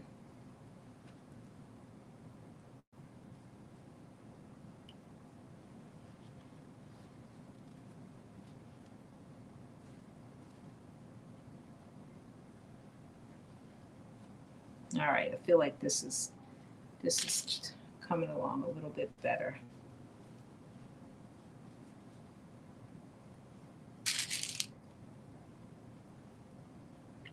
Hi, Gaynell. Gaynell, welcome. I'm so glad you're here.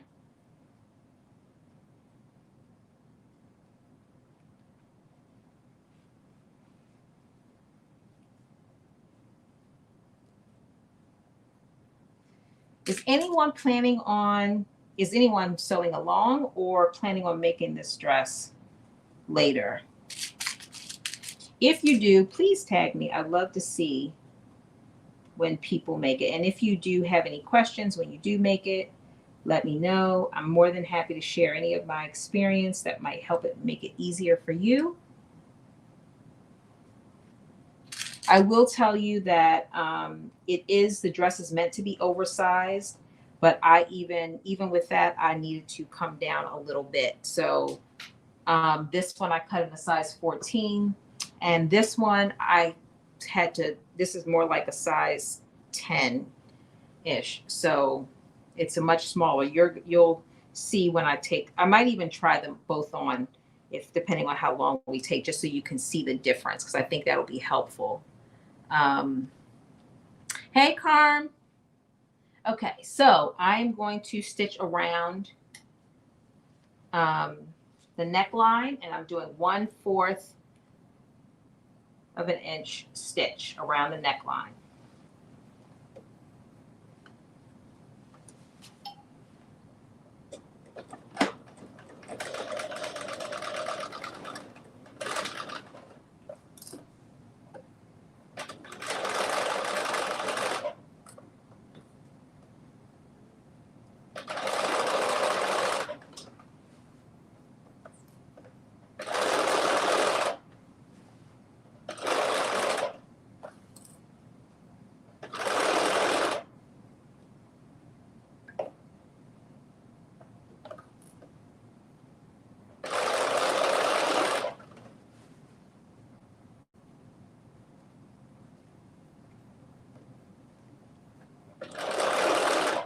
So one of the things that I did do when I stitched this one, I did some understitching, and it got in my way a little bit. So when I was trying to do the full construction, because I wasn't able to easily line up my seams the way I needed to. I mean, I made it work, but I'm sharing that with you, that if you are a person who, when you construct garments, that you do immediately do the understitching, which is what I did on this. The instructions don't tell you to understitch. And now I know why, because at some point, when we start to put the front and the back together, you need to line up the seams, and it makes it a little bit more difficult to line up the seams when you can't lay the seam allowance flat open. And I'll show you what I mean, because we're getting ready to put it all together.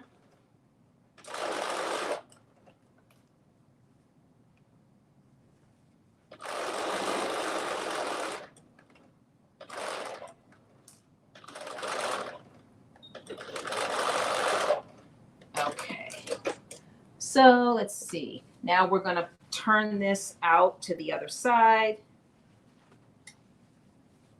And we are going to press this. So this is where I understitched around the neckline. I took this all and I stitched it up there just so it can, lay flat. And it does, but a good press will do it too. And that's what we're about to do. We're going to press this.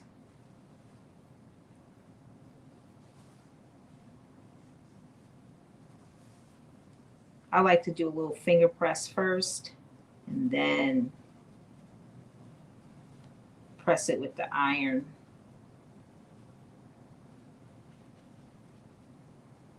Hi, Paula. Welcome. So, Dory, what do you mean you don't think it's happening? You don't think you're going to make the dress, or you don't think it's going to snow? I know I asked like a million questions.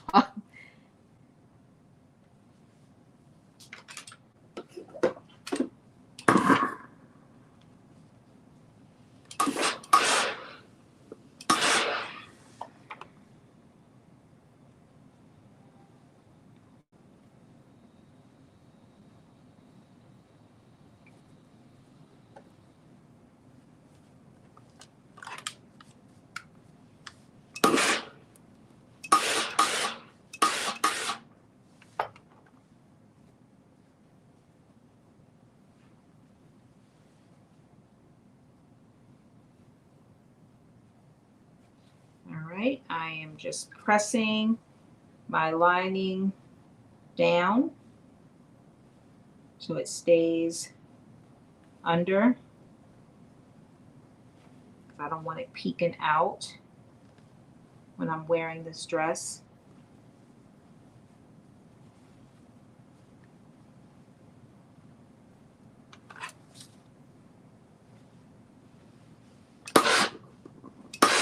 Ooh, Jesus.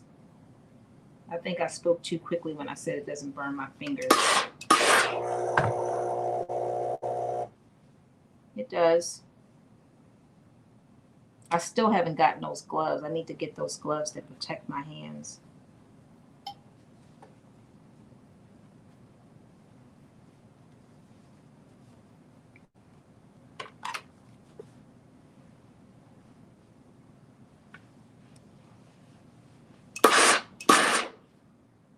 Okay.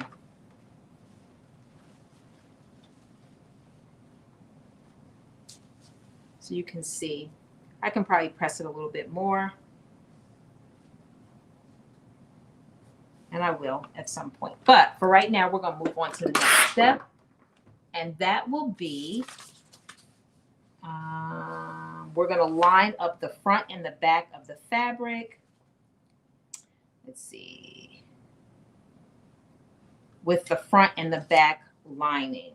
So right sides together. So we're going to lay our, now that we've turned that fabric to the other side, we're going to lay our front piece facing up.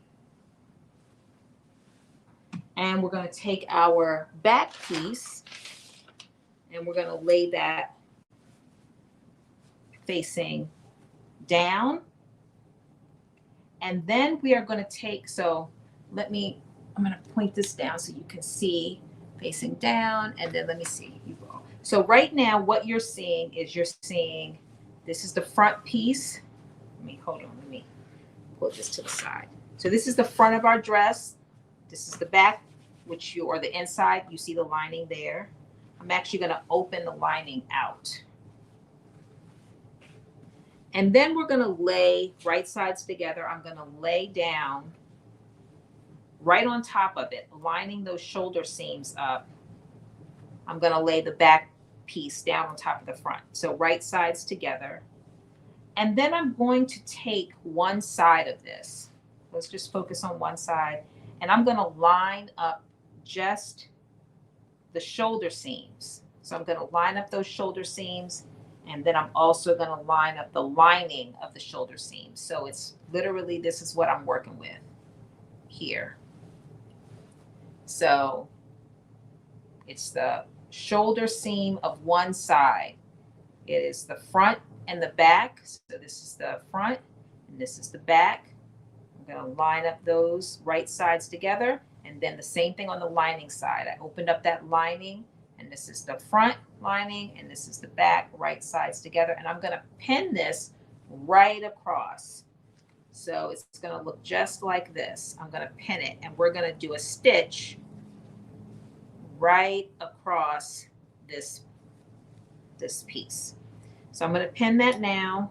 And this is what I mean when I say when you understitch it, you don't have, it makes it much harder to line those two seams up. So you have a perfect seam there so that it lines up perfectly. And I had understitched it and I was like, oh, this is not lining up as well. I was able to get it to work, but it's much easier.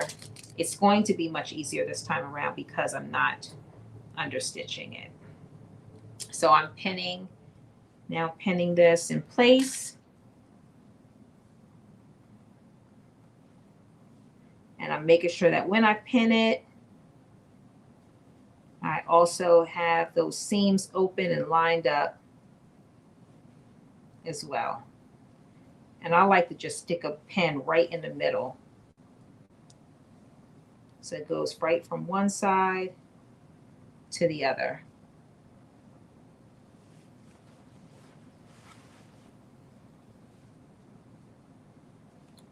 I can get it to, let me do this first. Put another pin in here. And now opening up those seams where the lining meets the fabric, and I'm lining it up perfectly. And I'm just going to take a pin and stick it right through the middle of those seams.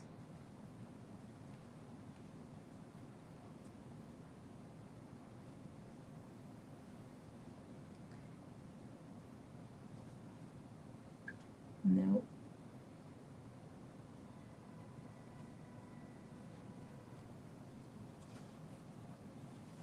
And what you see me doing is just lining up those seams so that when I stitch them together, it's perfect, or as perfect as it can be.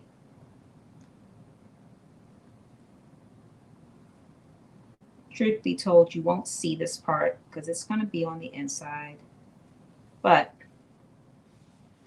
and now I'm just going to pin the same thing with the lining.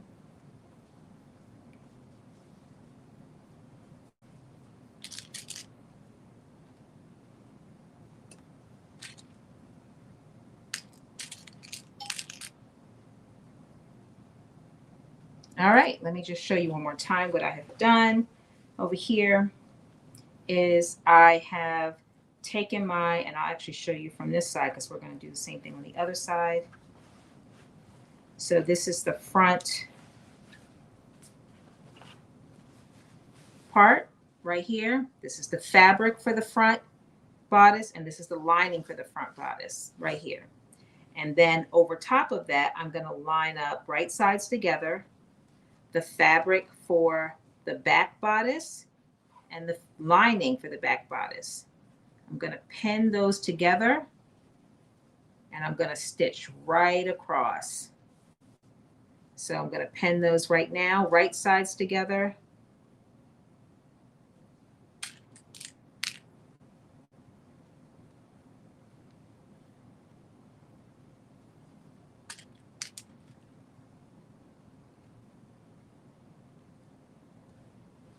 And same thing I did on the other side, which is lining up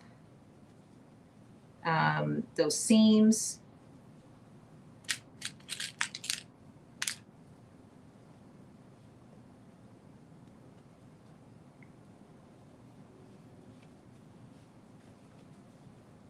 Opening up those seam allowances on both the front and the back. And then sticking a needle or a pin, I should say, right in the middle of both. It's not always perfect, but it helps a lot to line them up, to make them lined up that way.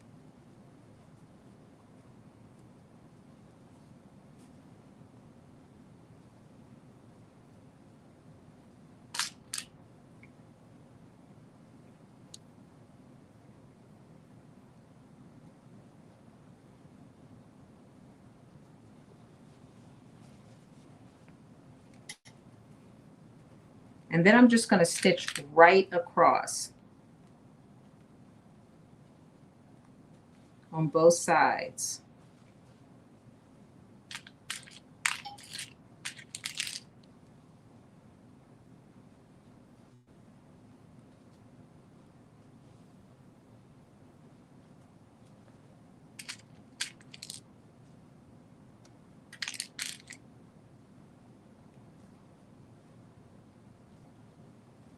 Just like that, I'm going to stitch right across.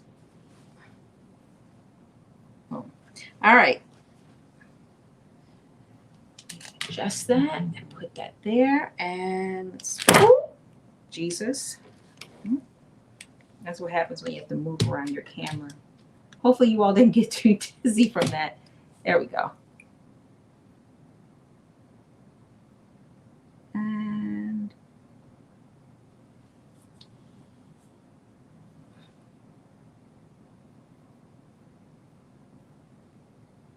let me move that over a little bit more.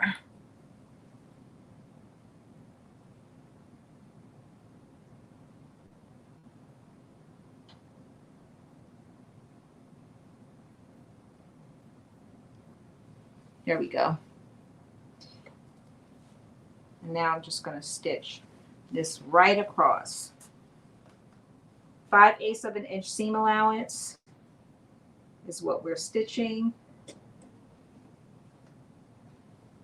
And we are stitching these shoulder seams. We're going from the fabric side straight across to the lining. All one stitch.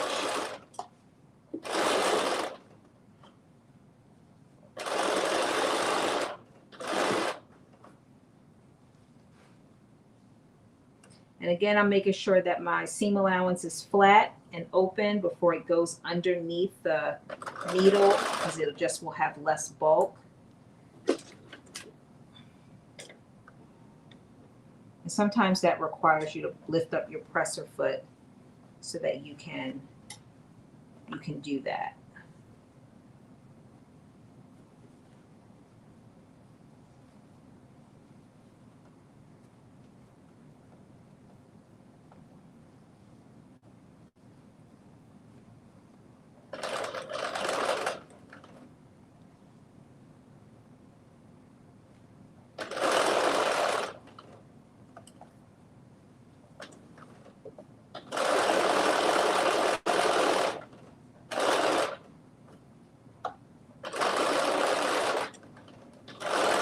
And then you do a quick back stitch, and one side is done.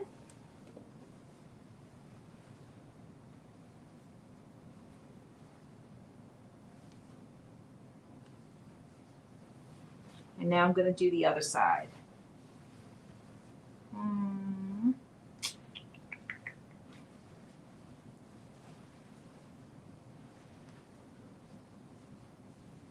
Same thing on the other side.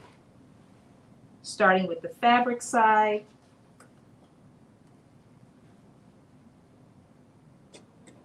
And we're doing 5/8 of an inch seam allowance.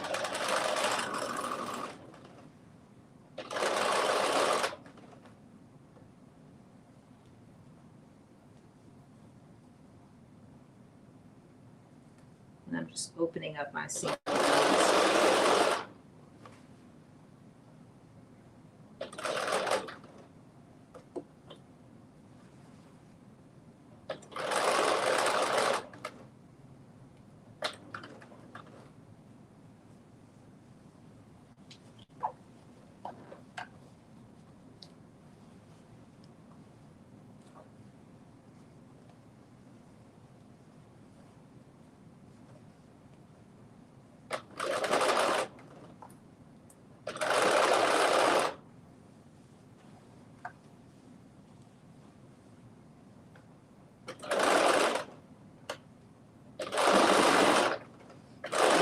Just like that, we're done. We have sewed the front to the back at the shoulders. And now you would turn it inside out. And let me just lift this up. There we go. And you're going to press. So I'm going to turn it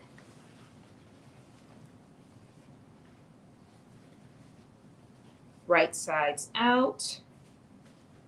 But before I do that, I just want to show you what we have done on this side.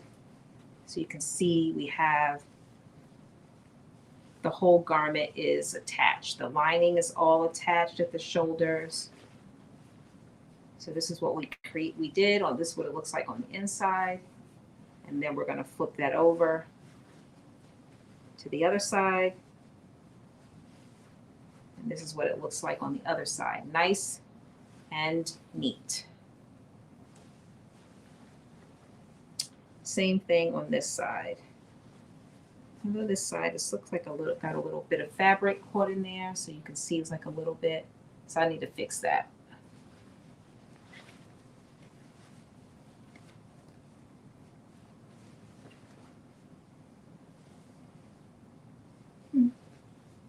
Yeah.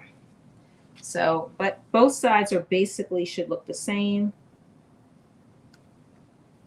So this is one of those steps where you always want to make sure that when you are stitching that you don't have any extra bulk underneath, or else it'll do what this just did, which is kind of get caught in there.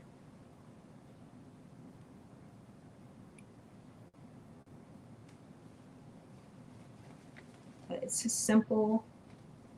There we go.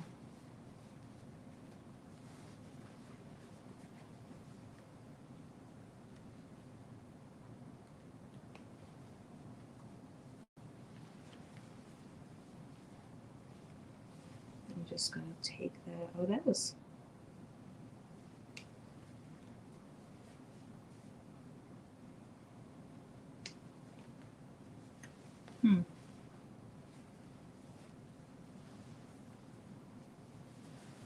Okay, so here we go. We're going to do this middle piece again.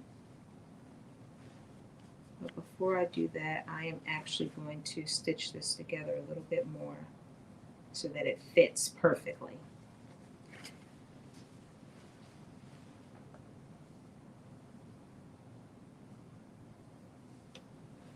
So this was a little section on the front where there was a little extra seam allowance.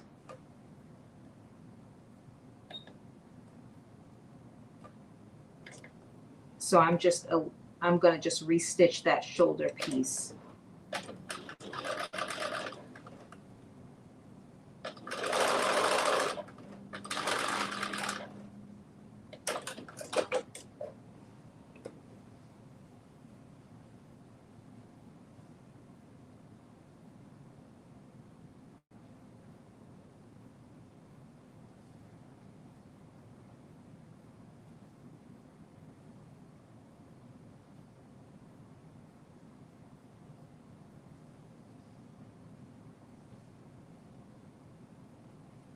All right, let's see if this makes a difference.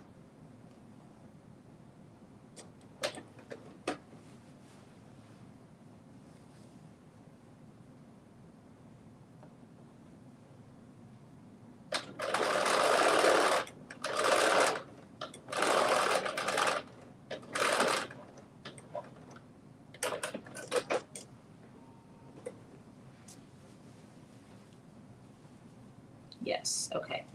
There we go. That is better.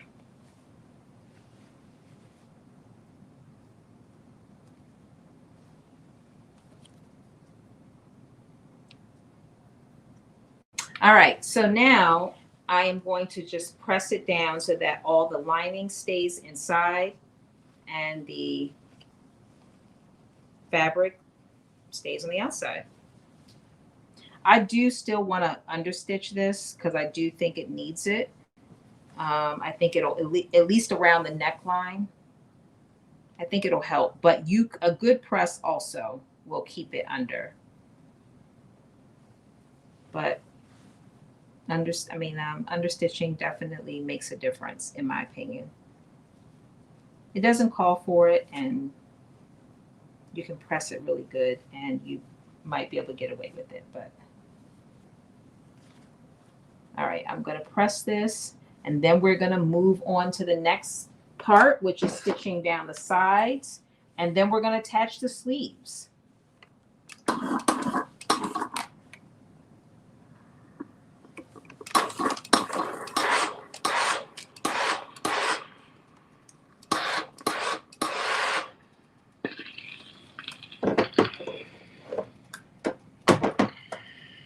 Okay.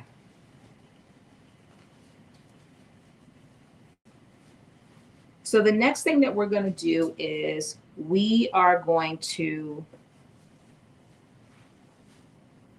work on our sides of our linings. We're going to attach those. So I'm turning the dress inside out so that the lining is on the outside. And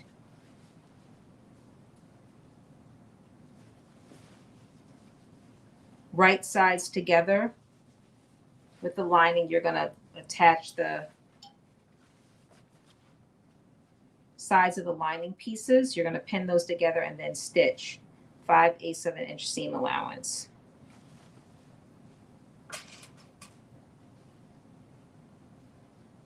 So we're stitching the lining, the sides of the lining separate from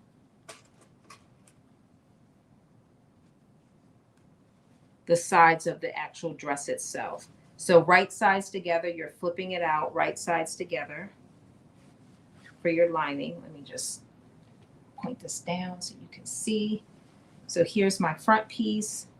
I am flipping it over to my back piece. And then I'm going to pin it right on the side seam.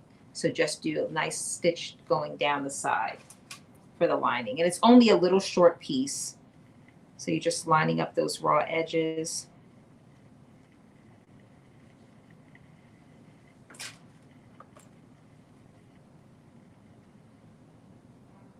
And then, so I'm going to sew all this at the same time. So I've got those pinned, my lining pin. And then the next thing I'm going to do is take my sides of my dress and I'm going to pin those as well from the under the arm all the way down to the bottom of the dress. I'm going to pin that.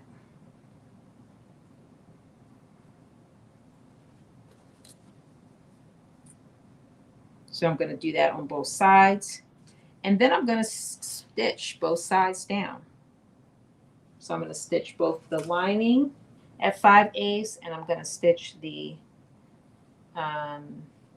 dress, the front and back bodice on the side at 5/8.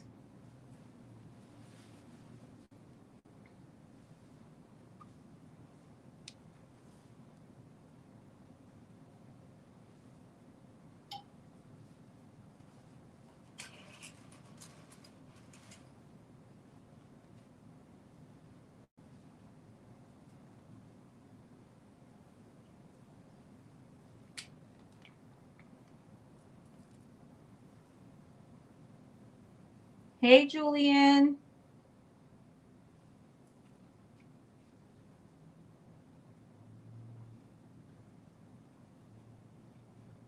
So we are moving through this dress at a pretty good pace. Pretty good pace.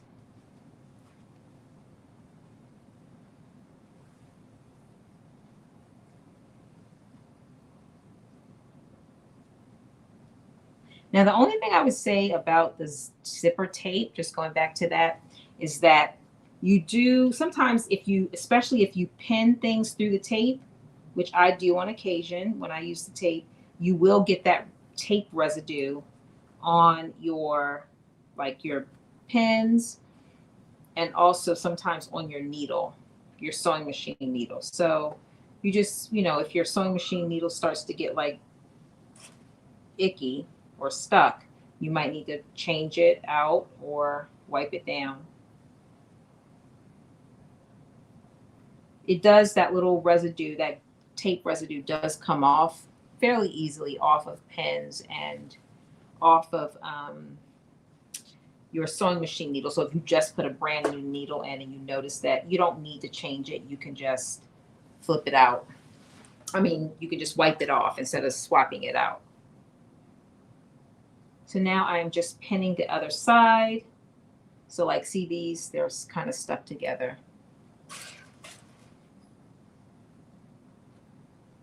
I tend to throw those away.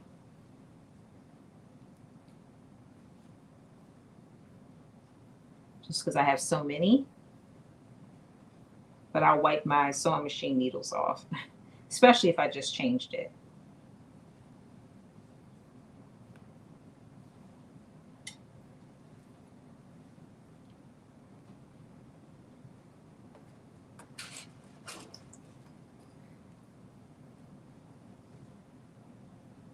So just lining up my raw edges and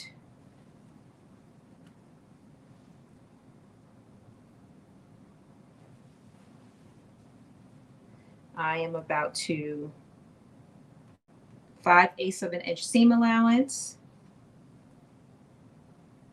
I'm about to stitch right down the side, both sides and the sides of the lining.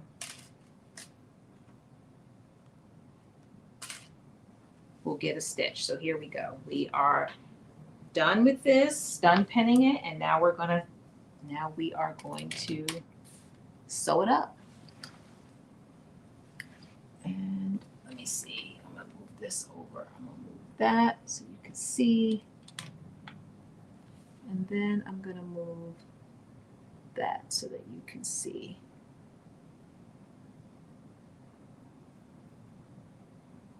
There we go. Okay. Here we go.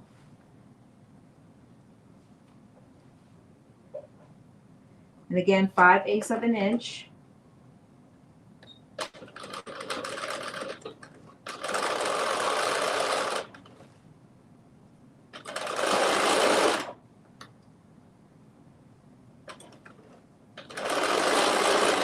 So is anyone else participating in the So Much Talent challenge, which is that you're using your stash, you're not buying patterns or fabric for the month of January? I think it officially starts on Monday. So if you have stuff, you can go get it this weekend if you have things that you need. Anybody participating, or is it just me? Is it just me?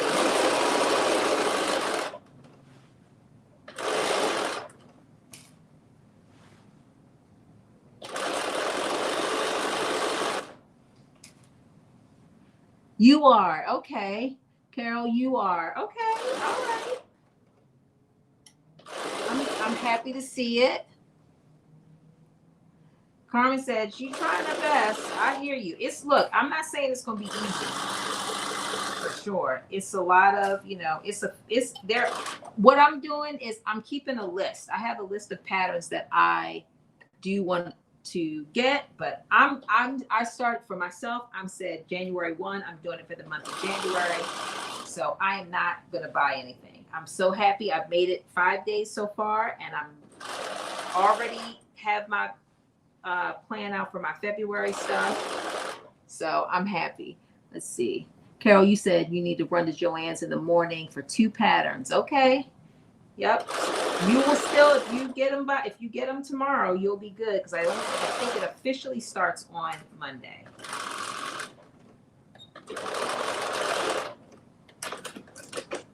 All right. One side down. Now we're going to do the lining of that same side. As soon as I can find it, here we go.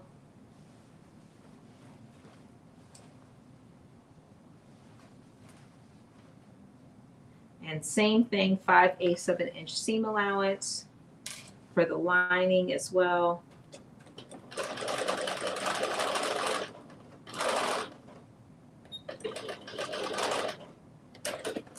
And a quick back stitch. And now we're going to do the other side. Lining first, and then I'll do the fabric. The only thing about linen is that it does wrinkle. I pressed all these pattern pieces out. They were so pressed and perfect.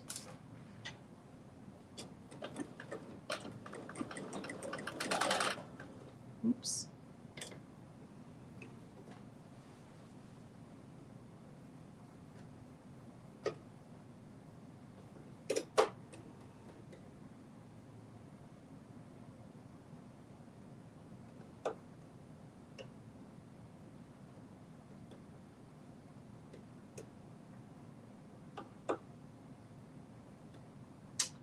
Well, I can get my needle threaded.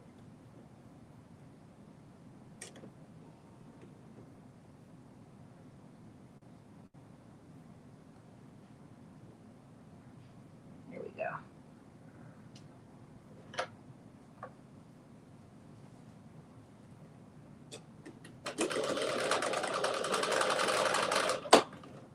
Ooh, don't break. Okay.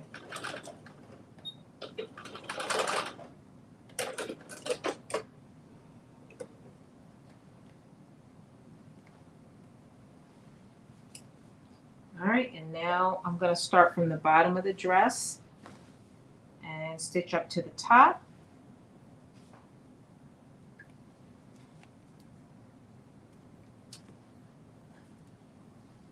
And 5/8 of an inch seam allowance. Here we go.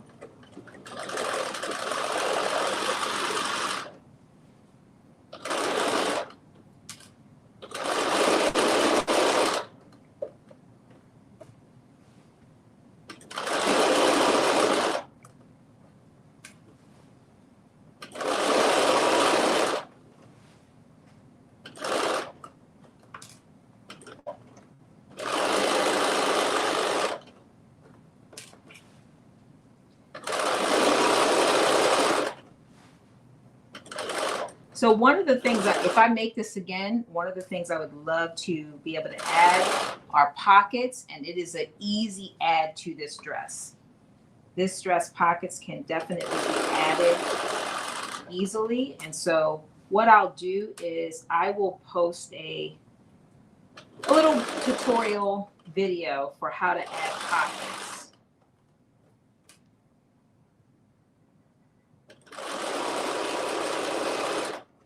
I didn't put them in this because I wanted to keep it, you know, straightforward and stick with the pattern instructions. So I didn't want to make it any more complicated, especially if someone who is trying this for the first time, sewing with PDF patterns, or even doing zippers for the first time. I wanted to keep it, you know, straightforward. So we didn't do it, but I will post that for those that might be interested. Okay, so we have our sides done. We pretty much have our bodice done. If you were going sleeveless, you would only be hemming, which I'm going to do offline. Well, I'm not doing it to the sleeves because we're to the armholes because we're adding sleeves, but I am going to hem the bottom offline. But you would basically be done with the bodice at this point. So I'm just going to show you. This is what the back looks like. So you have your lining here. This is what the front looks like. It's just a partial lining. And then zipping down the front. And so here is, I'm just going to flip it inside out so you can see what the front looks like, the outside looks like, right side looks like. And then we're moving on to the sleeves. So we've been on for about 2 hours and 15 minutes or so. Not bad. We've done a lot. We've done a zipper, an invisible zipper. We've done a partial lining, and we have constructed the front and back of this dress. So here is what the front looks like before a really good press. And here is what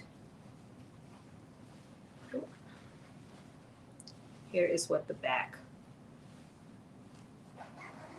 looks like. Okay, so I'm going to put this to the side for now, and I'm going to get out we have 2 sleeves. So we're moving on to the sleeves. So the first thing that we are doing with the sleeves is that we are going to mark, before you unfold your sleeves, we're going to take some chalk and we're going to mark the centers of the edges of those sleeves. So we're going to put a little mark right here, and we're going to put a little mark right here, because that is going to help us line up our sleeves when we are inserting them in the armhole, because we are going to be doing some manual pleating to these sleeves. That's how we get the sleeves to look like this, by doing some manual. Trying to see if I can get closer, but anyway, doing some manual pleating to the sleeves. So take your chalk pen, if you can find it. Oh, here it is. I'm like, where is that? I just had it. Okay. And just make a little chalk mark on the top and the bottom. And the top is the rounded part of your sleeve. This is the top. It goes in the shoulder part. And this is the bottom of the sleeve. Right there. Okay, so you are going to do right sides together. So I'm turning this, opening it up so that my right sides face. And in this case, to be honest with you, both sides are very similar in this fabric, but if you look close enough, you can tell them apart. So you are going to take this straight edge, the short straight edge. So if you look at your sleeve, you have this long straight edge here, and then you have this short straight edge. You are going to pin this short straight edge, and you're going to stitch it at 5/8 of an inch seam allowance. So I'm going to pin that now. Hi, Joshi. Welcome. So I'm going to pin, line up my raw edges, and I'm going to pin those right now. And I'm going to pin it on both of them.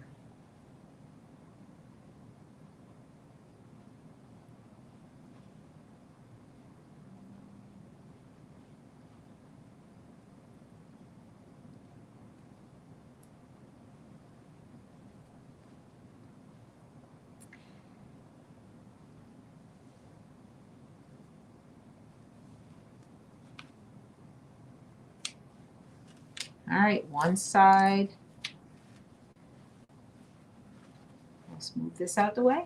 And I'm going to grab the other one. We're going to do the same thing. We're going to take our little chalk and we're going to mark this center because it's going to help us when we go to insert the. Oh, let's see what happened. Why did that disconnect?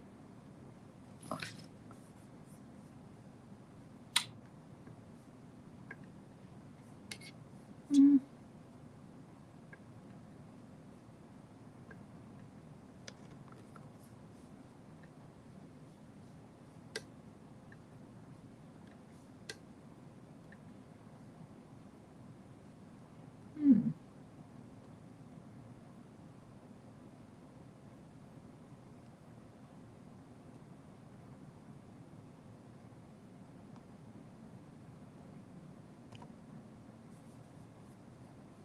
I don't know why that is disconnecting, but all right.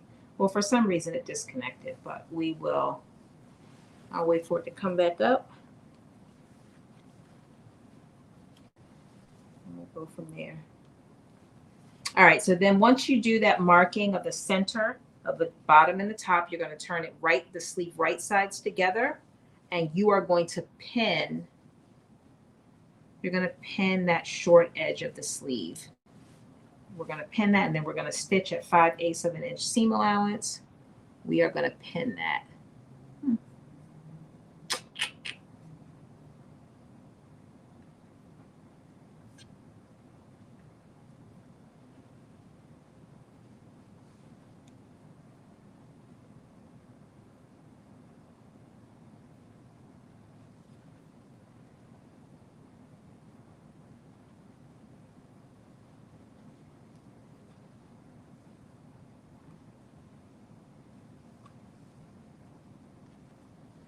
All right, and now I am going to stitch at 5/8 of an inch seam allowance down the side.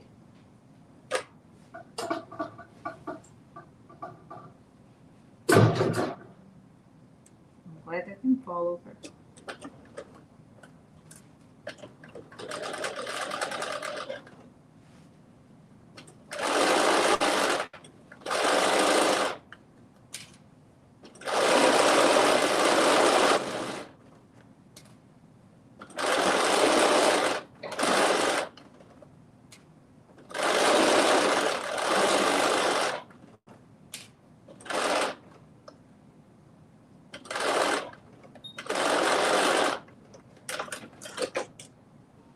All right, one sleeve is done.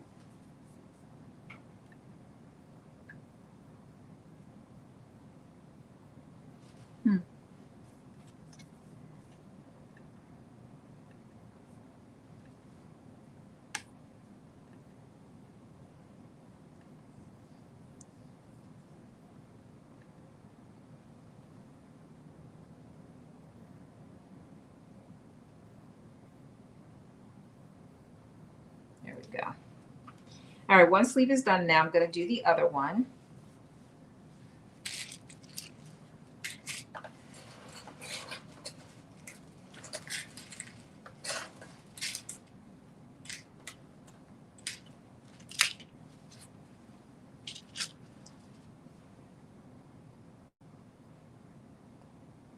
And that's not the one I wanted.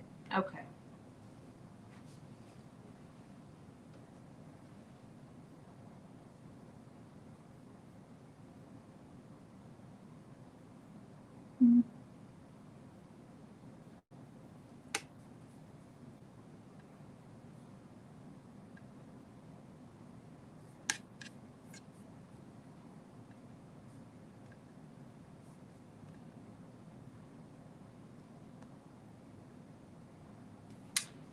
right, we're gonna leave it as it is. Well, let me reprint this.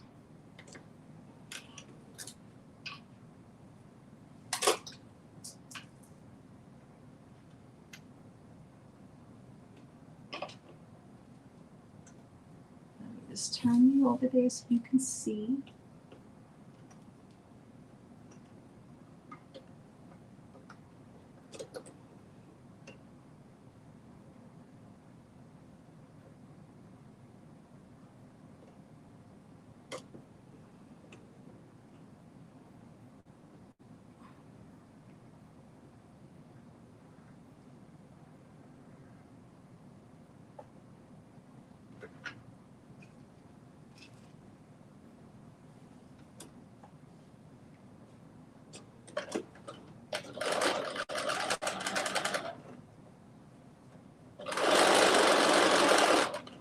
Okay, here we go.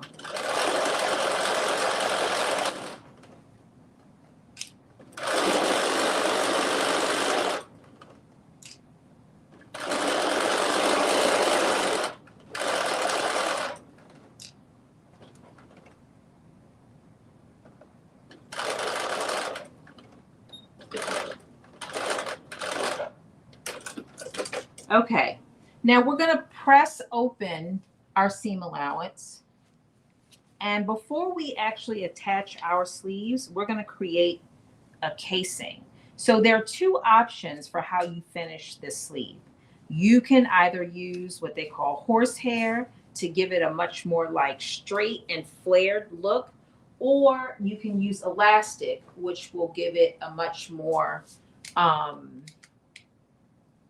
kind of what I like. I mean, both of them are dramatic, but I like the elastic look. So that's what we're going to do, the elastic look this time around. Now, Nikki of Beaute J'adore did do a video that does show how to insert the horsehair. It is not a difficult process at all to insert the horsehair, but it's basically like doing the elastic. It's an extra step that you would do with sewing on the horsehair at the bottom, but it gives you a much more straight sleeve, and then just maybe some, like, I don't know how you describe it, but a little bit like a flare at the end.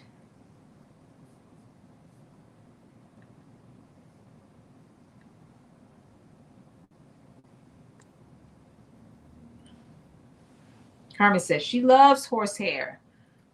So Carmen, I think you did horsehair for both of the ones that you did, right? I think. I know you did it for the one, the blue and white one.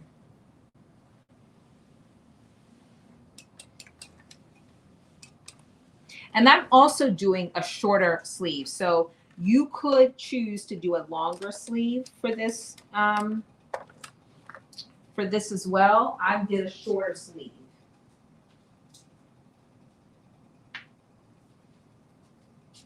So what Nikki instructs us to do is that if you want to do a longer sleeve, she says add about 10 inches to the pattern.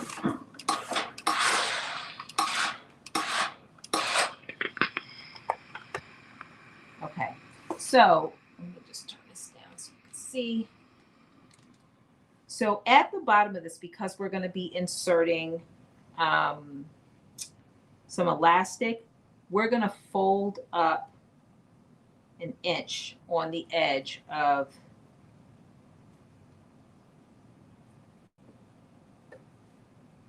and I have a little measuring thing that I use to ensure it's an inch. But you're going to fold up an inch and then stitch around to create a casing, leaving open a small area so that you can insert your elastic, which we'll do after we put the sleeve in. I just find it's easier when you have your sleeve flat like this to create the casing. than it is to do it after it's in your sleeve, which is what I did on this one. I was like, oh, I should have did that first.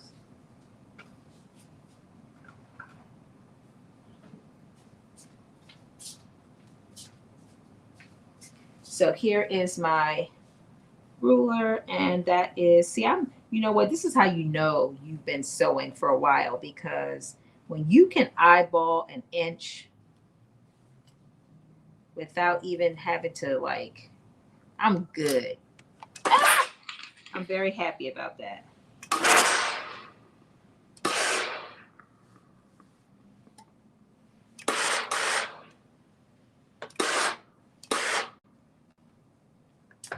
Okay, and I'm just going to check on the other side to make sure that it is, see, this other side was a little bit short. This is why you check it and make sure, because it's not an inch on this side. So I'm just going to adjust that.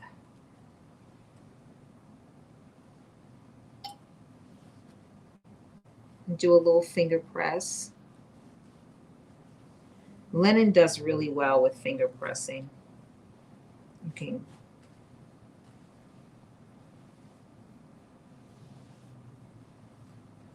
And I'm just going to verify that.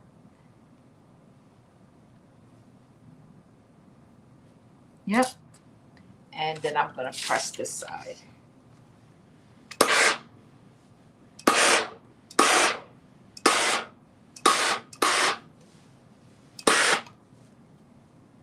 Okay, so one sleeve is pressed, and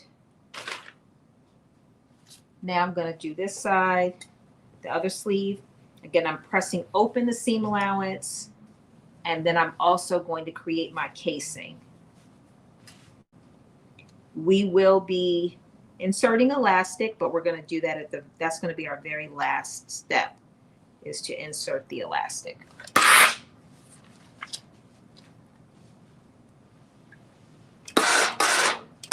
So we're making really good time. So I want to try on both of these dresses for you all so you can see. Oh, you said one horsehair, one elastic. Okay. And one, oh, you've done it 3 times. Okay. And one, nothing at all. Yeah, I definitely, you know what? I tried this one on before I put the elastic in, and I was like, nope, it's getting elastic. But you know, different fabrics have different looks. And that's the other thing I'm really excited about, is seeing how is this going to look different from the, how is this one going to look different from the one? How is the linen one going to look different from the corduroy one?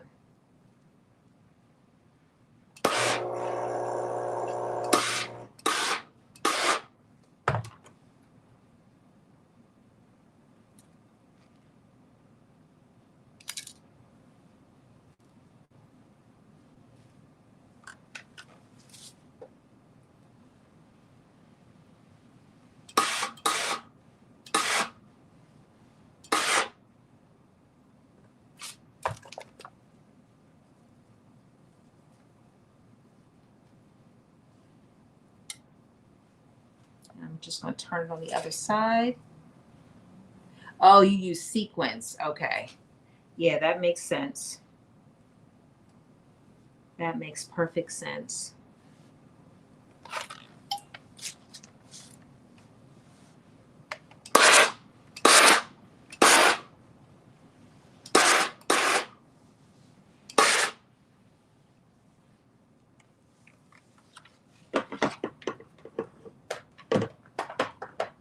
All right, there we go. And now we are going to, we're going to stitch our casing, and then we are going to literally, we are going to insert our sleeve.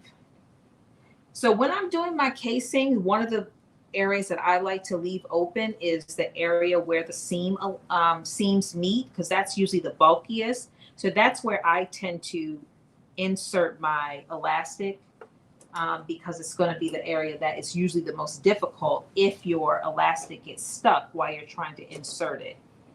So I usually leave that section open.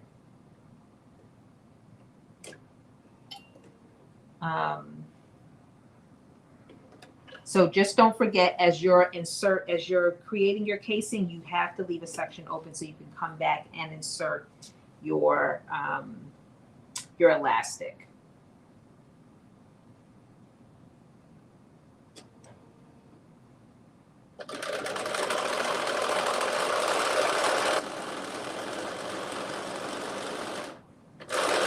I'm using 1 inch elastic, by the way, so I'm creating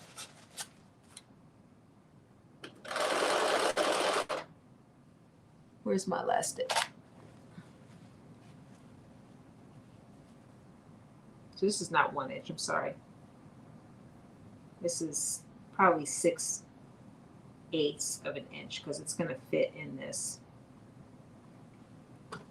And that's what I used on this as well, 1 inch. It does kind of wrap up in there because this is a lot of fabric.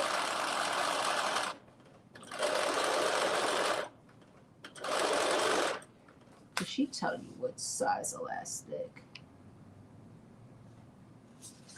She says use, so she says fold the sleeve hem under 1.5 inches. So I did 1 inch, but she instructs us to do 1.5. And that's because you're using 1 inch.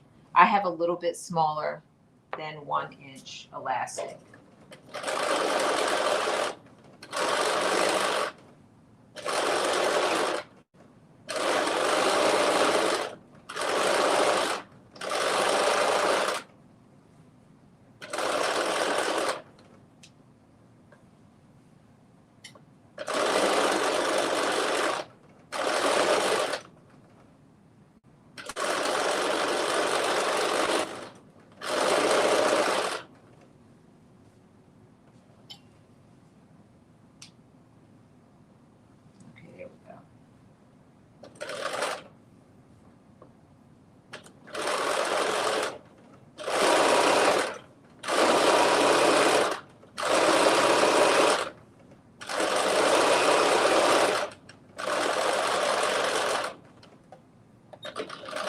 And then I do a back stitch, and that's done.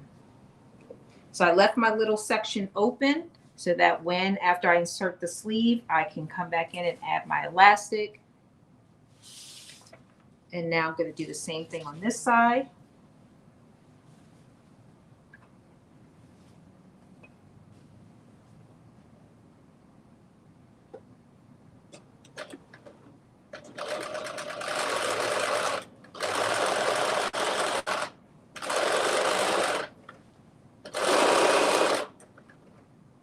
Hi, Brooklyn Timmy. Welcome. Thank you for everybody who's hanging in there. Happy Friday. We have just sewed Beaute J'adore's oversized puffy sleeve dress. Similar to this one, if you can see the one that's in the screen, I sewed a muslin and black corduroy. And now we're doing this one in a blue linen, a mid-weight linen.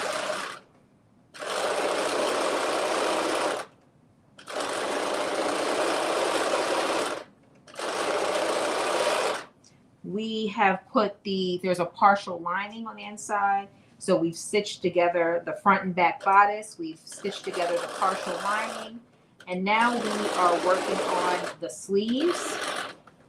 We're creating our casing for our sleeves. There's 2 different options for the sleeve, or I guess 3, because Carmen has also done one without either. So you can do elastic, which is what I have here. This is an elastic sleeve, a sleeve with elastic in the bottom. You can do horsehair, or you can do nothing. You also can have different lengths. So this is a short length, and the one we're doing right now is also a short length. But in the instructions, she talks about a longer length, and you can add, to achieve that longer length, you can add about 10 inches to the pattern, which will give you that longer length sleeve. All right, so we have now constructed the sleeves, and the next step is to insert the sleeves into the dress.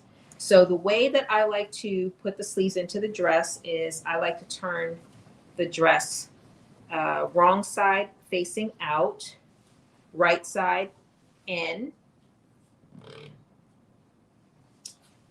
So I'm just going to turn the dress wrong side facing out, right side facing in.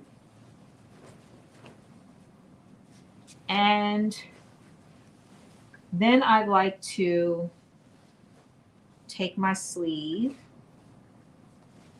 and turn my sleeve right side out.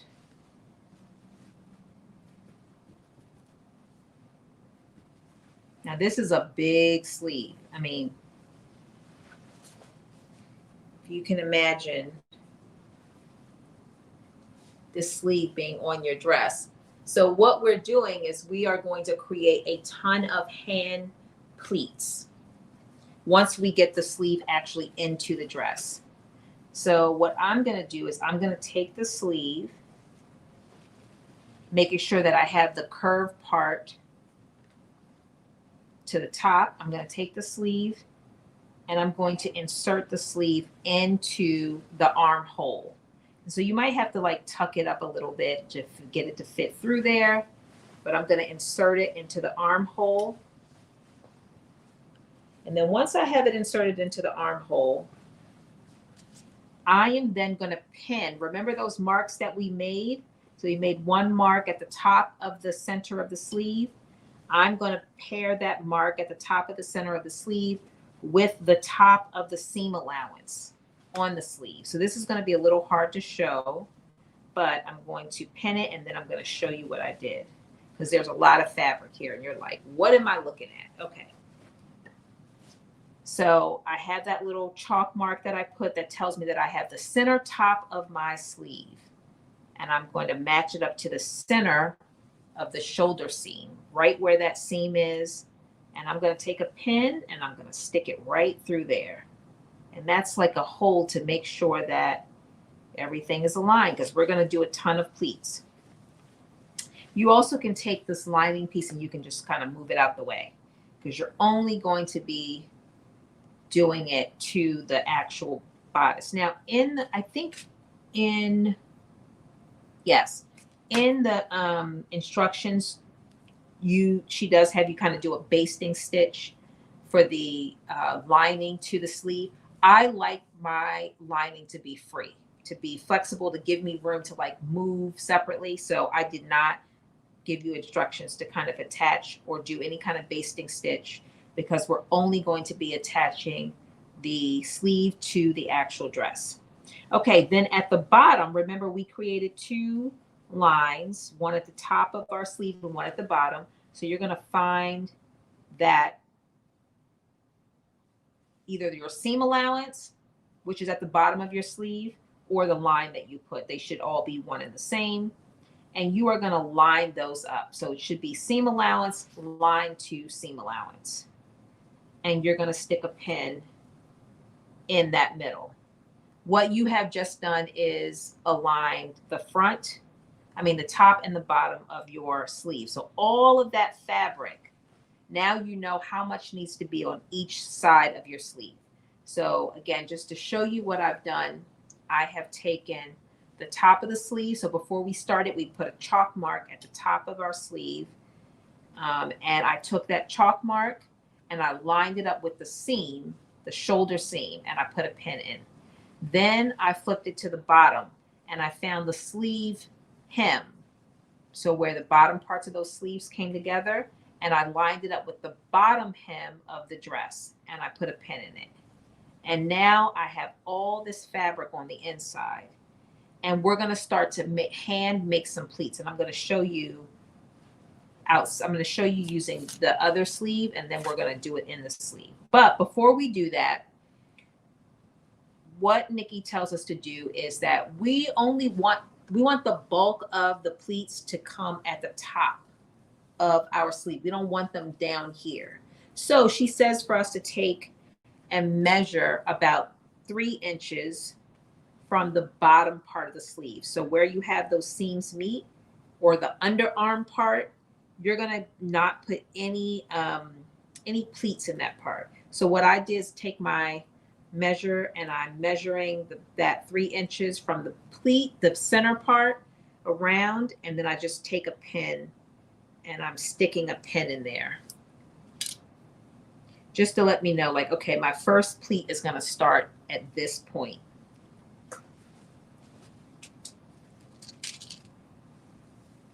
No, you know what? So D asks a great question. Does it matter left or right? And so there isn't any markings on here on your pattern, because basically it's the same on both sides. The main thing is to just make sure that the curved part is at the top, because that's your shoulder part. And so when you have the fabric right side out or right sides facing, that curved part is going to go on one sleeve is going to fit on one side, and the other sleeve is going to fit on the other side. One's going to fit on the left and one's going to fit on the right. So great question, D. Thank you for asking that. So I'm doing the same thing on the other side. I'm going to measure those 3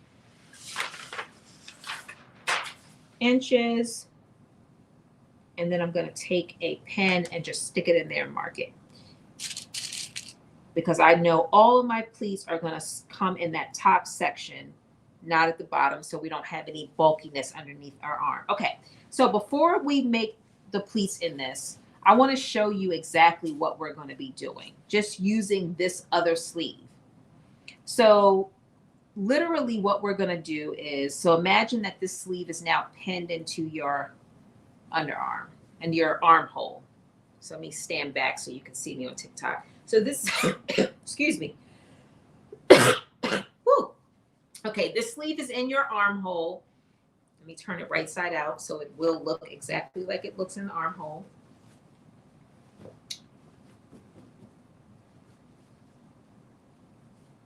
So sleeve is in the armhole. You are literally going to take, after, when you have it pinned, you're going to take sections and you're going to overlap them.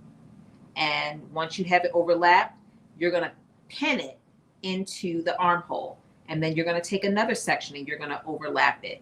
And you're going to pin it into the armhole. And you're going to take another section and you're going to overlap it until you have literally overlapped or created pleats all the way around the armhole, stopping where you get to that mark where it's under the arm and you're not doing any pleats. So you're just going to pile them on. You're just going to keep creating pleats. Now, what I tend to do is go in one direction, going up towards the top of the shoulder seam. And then when I do the other side, I basically go the other direction so that they are not just all going around one way. I just kind of do up. I create my pleats going one towards the center of the arm, shoulder, going up this way. And then I go this way so that they all will be as uniform as they can be, because you have a lot of fabric. So you're going to be kind of manually creating these pleats, overlapping them. And so as you pin them, you're going to be pinning not only the pleat, but you're going to be pinning the pleat to the actual dress fabric. And then, so I'm going to do that now, and I'll show you what it looks like when it is all said and done. So here we go. Here's our fabric. Here is my 3-inch mark where I'm starting. And I am going to, so actually, I'm sorry, I go away from it. So I'm going to fold over, and then I'm going to take my needle and I'm going to pin. And then I'm going to do the same thing again, fold over. And you're overlapping too. So I'm folding over the sleeve to create that pleat, and then I am pinning it to the sleeve. And you might have to adjust it a little bit because, again, depending on the fabric that you use, how thick it is, that will all play a role in how many pleats that you do and how much overlapping that you can do. So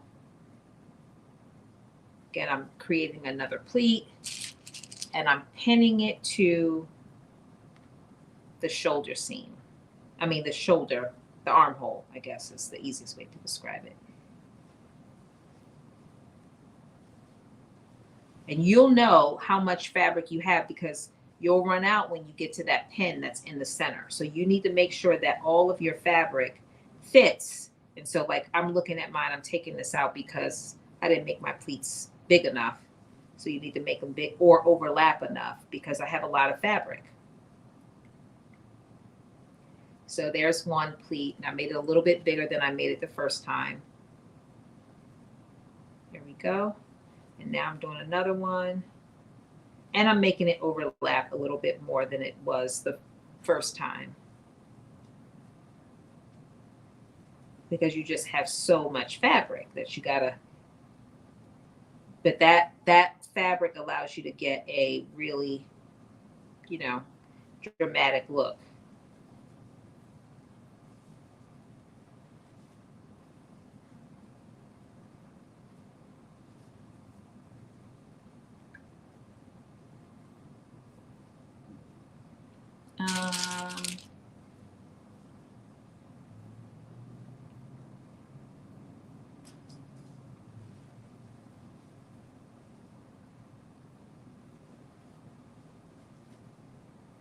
So again, just overlapping, and I got a little bit more to go.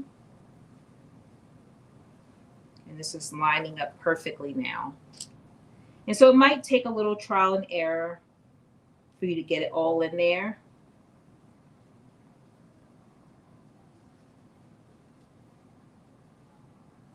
There we go. I got the first side done. And now I'm going to flip it and do the other side. So again, it's just a little bit of that folding over, if you could see that, and pinning. That makes sense. Like a folding over and pinning.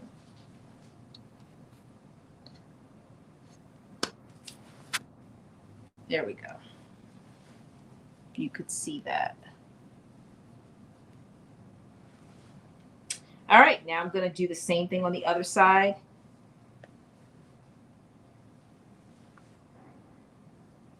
I'm just folding it over and pinning it down. Yes. So I am pleating because it's so much fabric that you really, it's going to be, you won't have enough space in your armhole to do. I think you won't have enough space. Now, I could be wrong, but I feel like it's just so much fabric that you do need to do like a pleat. So great question, Rose. So yeah, so Dee is asking a great question. Is this the same sleeve that is on Nikki or Beaute J'adore's Nomi pattern? And it is the same, yes, with the yellow and black dress on the cover. This is that same sleeve, 100%. Great point. So if you have made that dress, then you have made this sleeve. You have made this sleeve. Great, great point, Dee. Thank you. Or if you have not made that dress and you want to, this is the sleeve. This is the sleeve.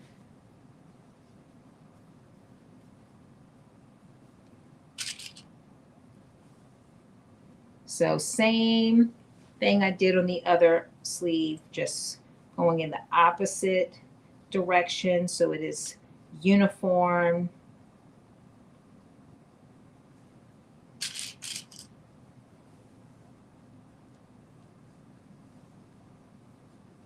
And this is the last little part, so last little pleat.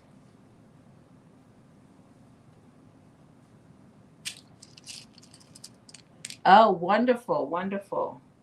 Dee, if you make it, please tag me. I want to see it. I would love to see it. Okay, So here we go. The sleeve is all pleated. You can see the inside of the sleeve. It is all pleated.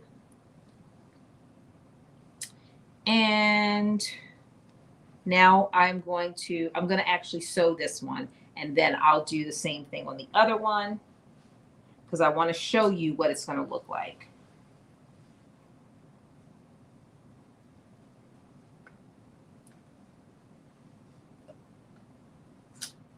So same thing you want to think about when you're putting in this sleeve, as you want to make sure that you are, you know, as much as possible that you are stitching with no extra bulk other than what you intend to be there.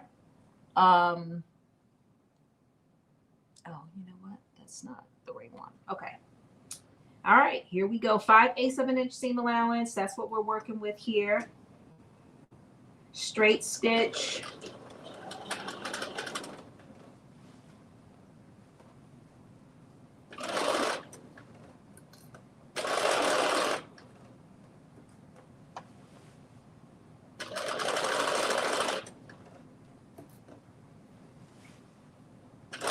And so far, so good. It's going in. Almost finished. We are putting our sleeves in.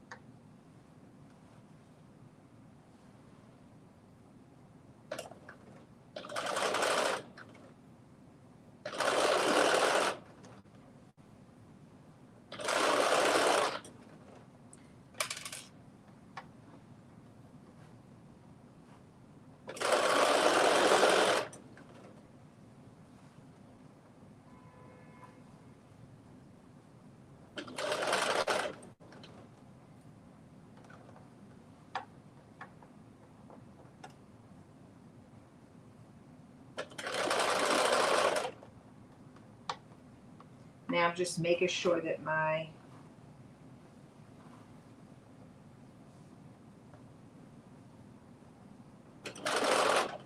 pleats stay even under here, that they don't get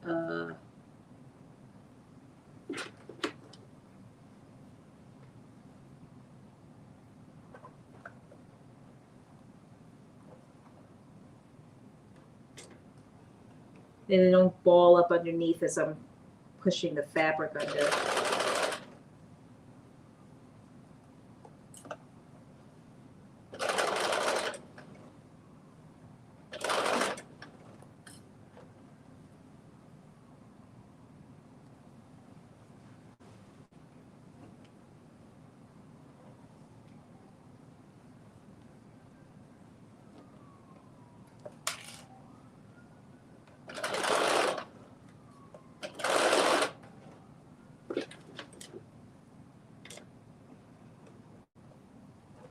And this is another one of those parts where you just kind of take your time a little bit, and it will pay off in the end.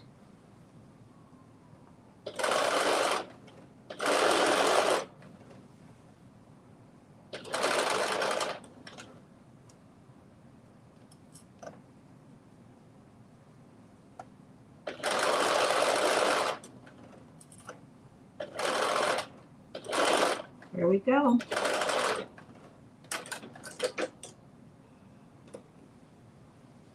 Okay, so we've gotten one sleeve in.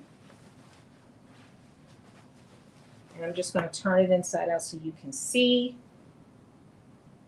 what it looks like. The one sleeve that we've done.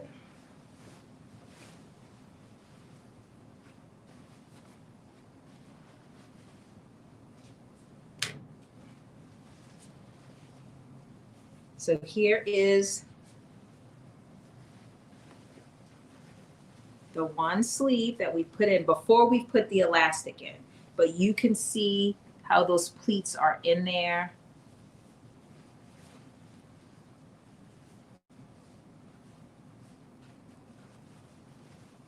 And then the bottom is nice and, oops, there's the bottom. Here we go. No pleats at the bottom. You can also see how those seams line up so good. Look at that. Look at that. Okay. So we're going to put the other sleeve in. Again, I'm going to turn it back. And we're going to follow that same step that we did the first time.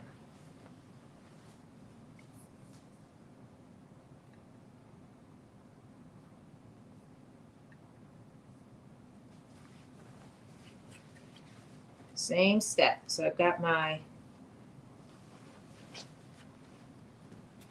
lining moved out the way. And I'm taking my sleeve. I put it first on the right side's facing out. And I'm making sure that you might have to, wrap it up so you can fit it in there. But you are going to put your sleeve into your dress so that right sides will be facing.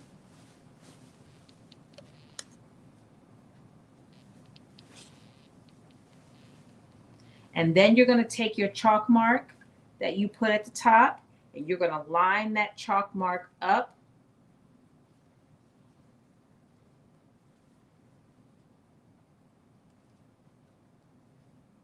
Thank you, Dee. You're going to line that chalk mark up with the shoulder seam, that top seam. You'll stick a pin in there.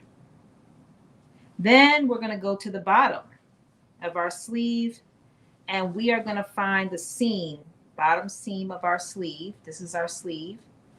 And you are going to line that bottom seam up with the bottom seam of your dress. And that's going to create, equal sides of your armhole and your sleeve.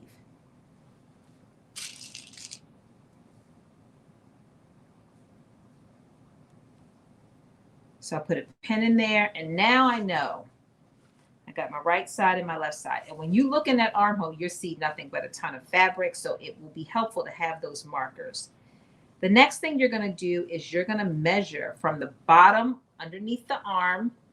You're going to measure about 3 inches from that part. And that part is where you're not going to put any pleats. So you'll put a pin in there at that 3-inch mark. And that's going to tell you where are my pleats going to start. Hi, Lynn. Welcome. And you're going to do that on both sides.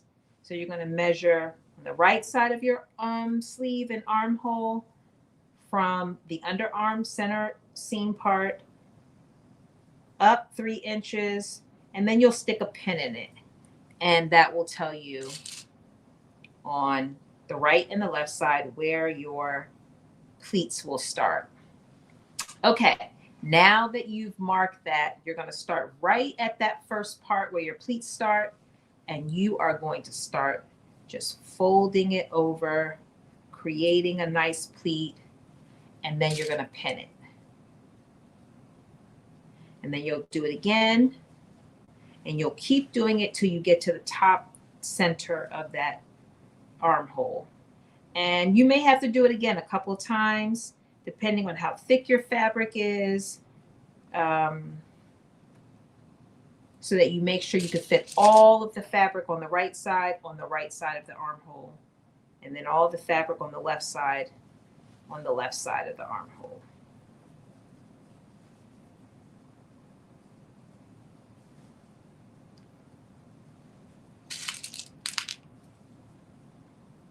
Lynn, what are you working on? You sewing anything this weekend? Oh, it is. Okay. You know what? Because my other camera went out, Dee. I think that's why. I don't really know why. I wish I could tell you, but I don't know. Ooh, Lord, help us. There we go. not being kind to me today.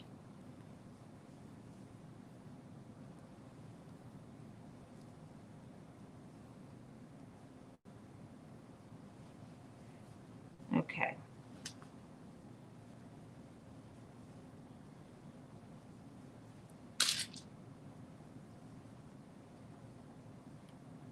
It's like ever since I got that phone call, it's messed up my video. Okay. You said you're working on another crochet varsity jacket. Okay.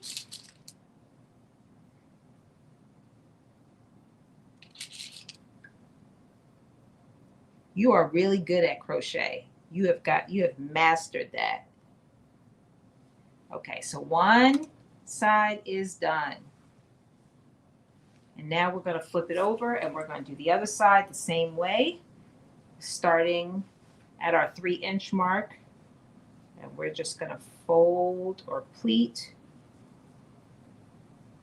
and pin.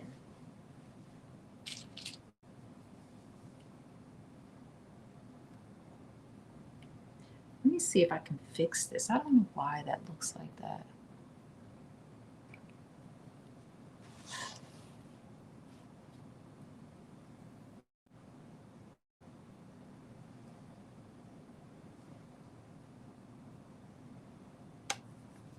I'm just trying to see if I can fix this camera. That camera looks awful. Let me see. Oops.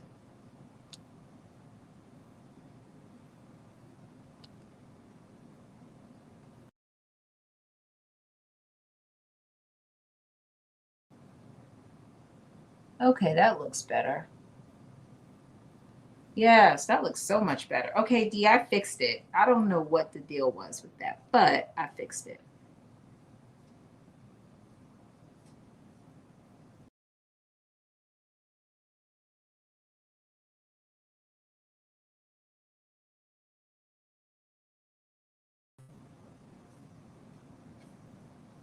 I'll remove this one.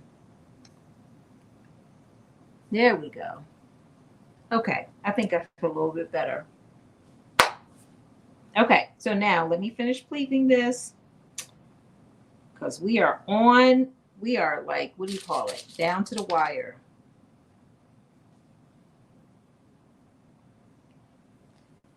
Okay, let me give you a little better view, I think. When you hang out with somebody for 3 hours, you deserve the best view that you could possibly have. Let me see. Is that?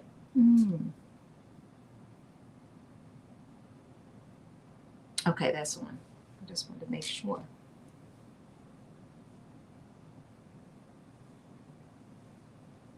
You said, thank you. Looking to continue growing in that and sewing. You are doing it. Every time I see you in one of your me makes, I'm like, you just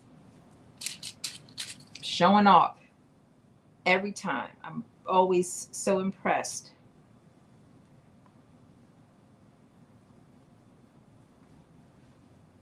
Ah.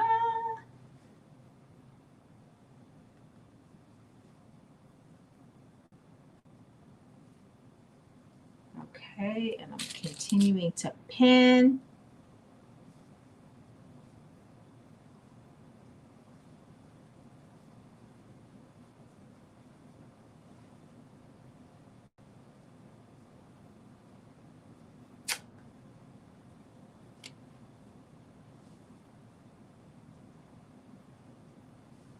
And we're down to the last little piece right here.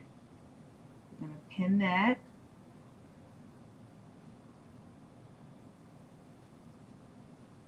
And now we're going to sew. So we have gotten our entire piece pinned up. And we're going to stitch all the way around at 5/8 of an inch seam allowance.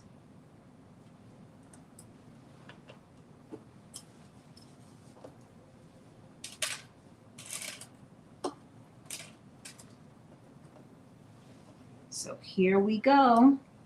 Let me adjust that so you can see that a little better.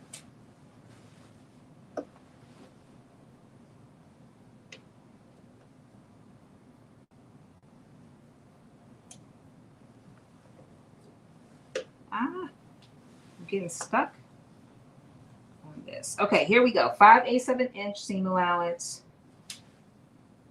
We're stitching in the second sleeve.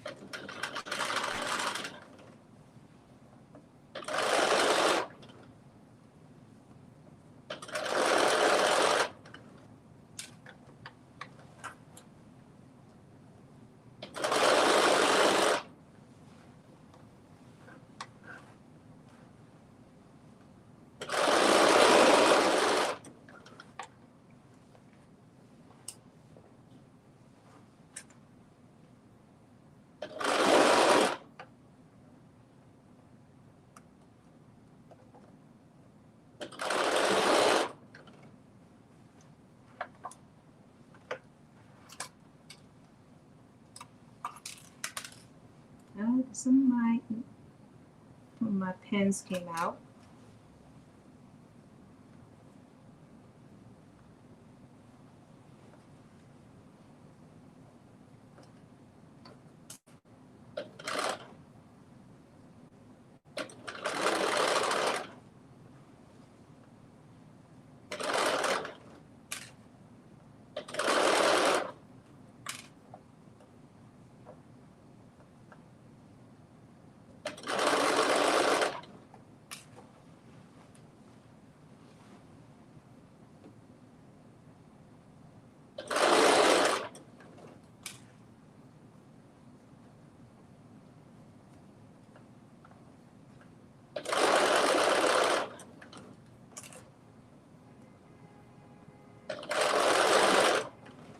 All right, one side down. Now we get into the other side.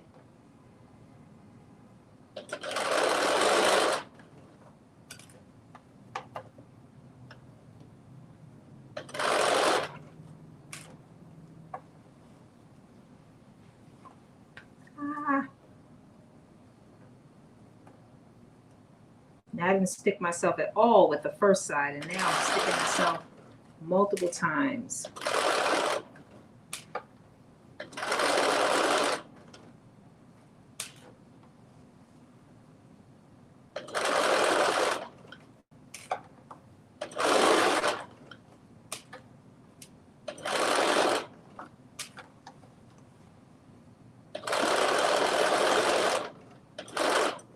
A little back stitch. And there we go. We are done inserting the sleeves. There we go. Nope, nope, nope. Let me see. Here we go. All right, we are done inserting the sleeves. And the last part, because I'm not going to hem online, I'll hem the bottom of the dress later, is to insert the elastic into the sleeve. But let me show you what it looks like. So if you were to go straight, like some people might think, oh, I, don't want to add anything extra to the sleeve. I just want to go as is. I feel like it gives a little bit of a church robe kind of look. Now, I don't know how it will look on. Well, yes, I do. Well, no, I don't, because that one is much bigger than this one. But we are going to add the elastic. Let me just show you what those sleeves look like up close with all the pleating in there. Same thing on this side. Lots of pleating. So we're going to add in our elastic. So let's see.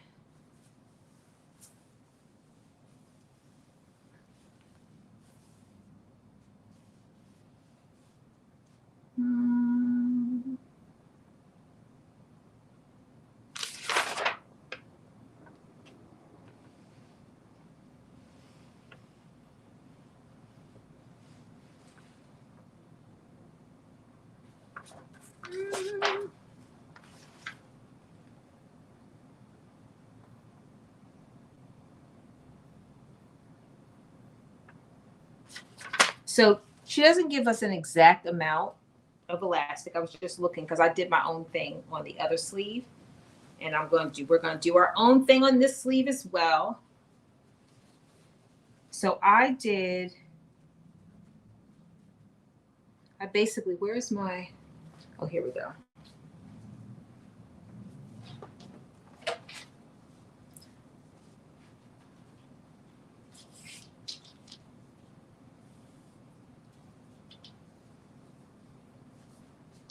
I basically did like 12 inches is what I did, and then I adjusted it. So I cut probably an inch off after I put it through. So I'm going to start with 12, and then we're going to fish it through using a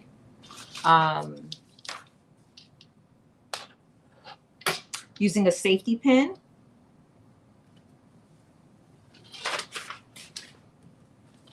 And again,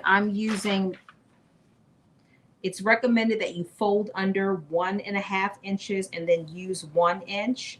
I folded under 1 inch, and I'm using slightly less than 1 inch elastic. So here's my 2 elastic pieces, and I'm going to use a safety pin to fish it through. So I put a safety pin through one end, and then I also put a safety pin through the other end, but I take that other end and I also attach it to the sleeve opening. So let me point this down a little bit so you can see. Can you see? Yes, you can. Okay, here we go. So here's my other sleeve, my other end. I just pin that on, and then I use this end and I fish it through, making sure that I don't twist it as I'm putting it through, that it stays all on one side. And then I just kind of start pushing it through.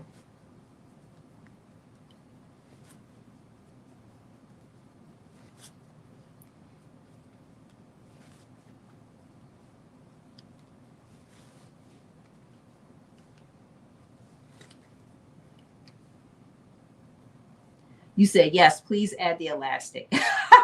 Yeah, that sleeve is it definitely gives you kind of like, and so it's so funny I said that church prayer, because Carmen, I remember you saying that about one of your, when you did it, I think before you added it, that just kind of was a deja vu moment.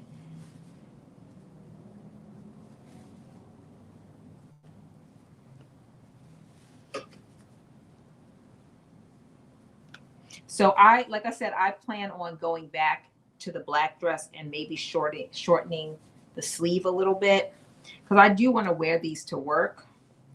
So because I want to wear it to work, I'm also keeping it knee length because it's a wider dress, I almost feel like you can go a little bit shorter with it and wear some thick tights and some boots. But because I want to wear it to work, I'm keeping it a little longer.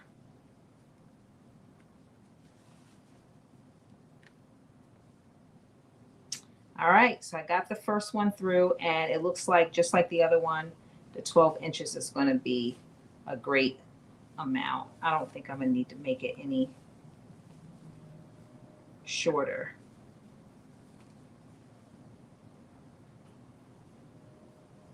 So once I have it all the way through, like I do in this case, I'm going to overlap the elastic. Again, making sure I'm not twisting it in there. And I'm going to do a stitch across. So I'm going to overlap them just like this, one on top of the other, and then I'm going to stitch right across. Same thing on this side, overlap it, one overlapping the other, and then just stitching right across. So that's what I'm going to do on this sewing machine right now. And once I try it on and I'm comfortable with it, then I also do go back and do a slip stitch to close the hole. But that's the very last thing that I do. Once I'm very comfortable with the dress and I like I don't think I need to make any adjustments, because the last thing I want to do is open back up the armhole because I'm like, oh, I want to do this or that.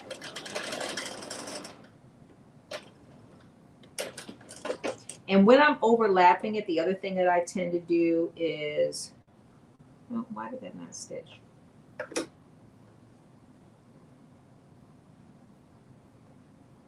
The other thing I tend to do is I also make 2 rows because I feel like that puts less tension. Let me just make sure my bobbin did not run out. And it did. Well, it's still thread on here. So here we go.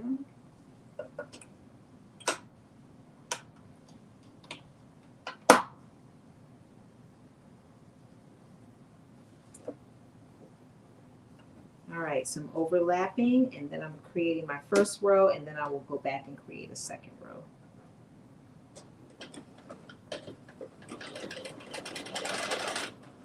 And I tend to go back and forth a couple of times.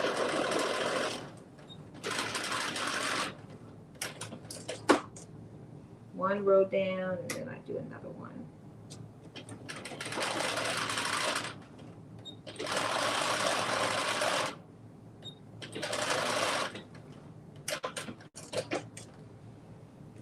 All right. So now I just spread out.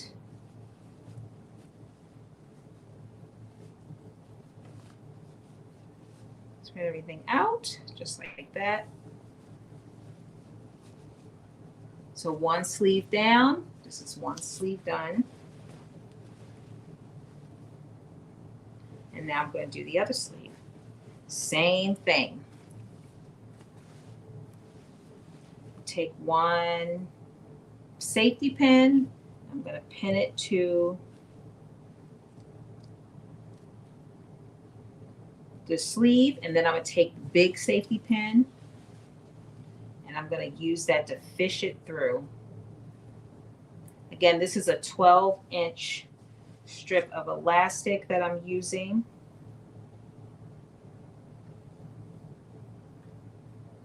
I'm also making sure that as I'm pushing it through that I'm not twisting it when I put it in, so that it will not be bunched up, not be twisted on the inside.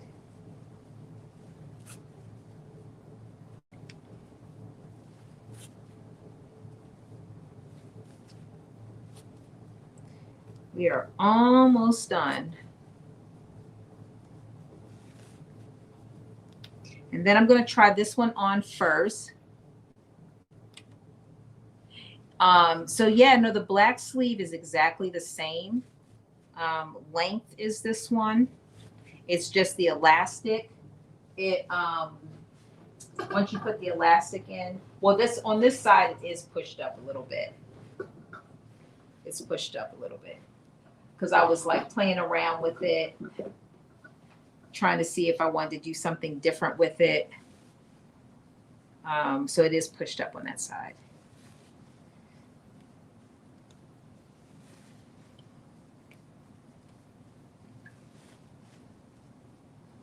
All right.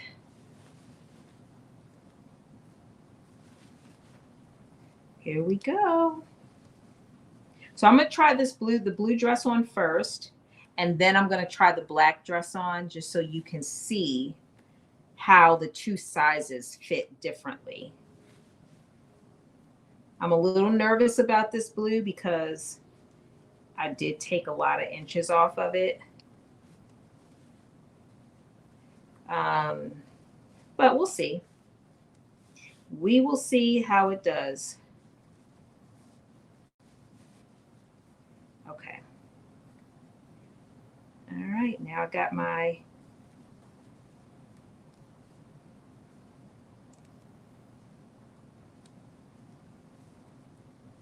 elastic.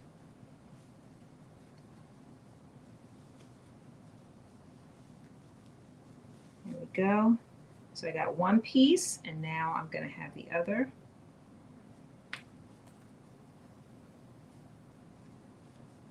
I'm going to overlap them, and then I'm going to do 2 rows of stitches. And then we'll be done. We will be done.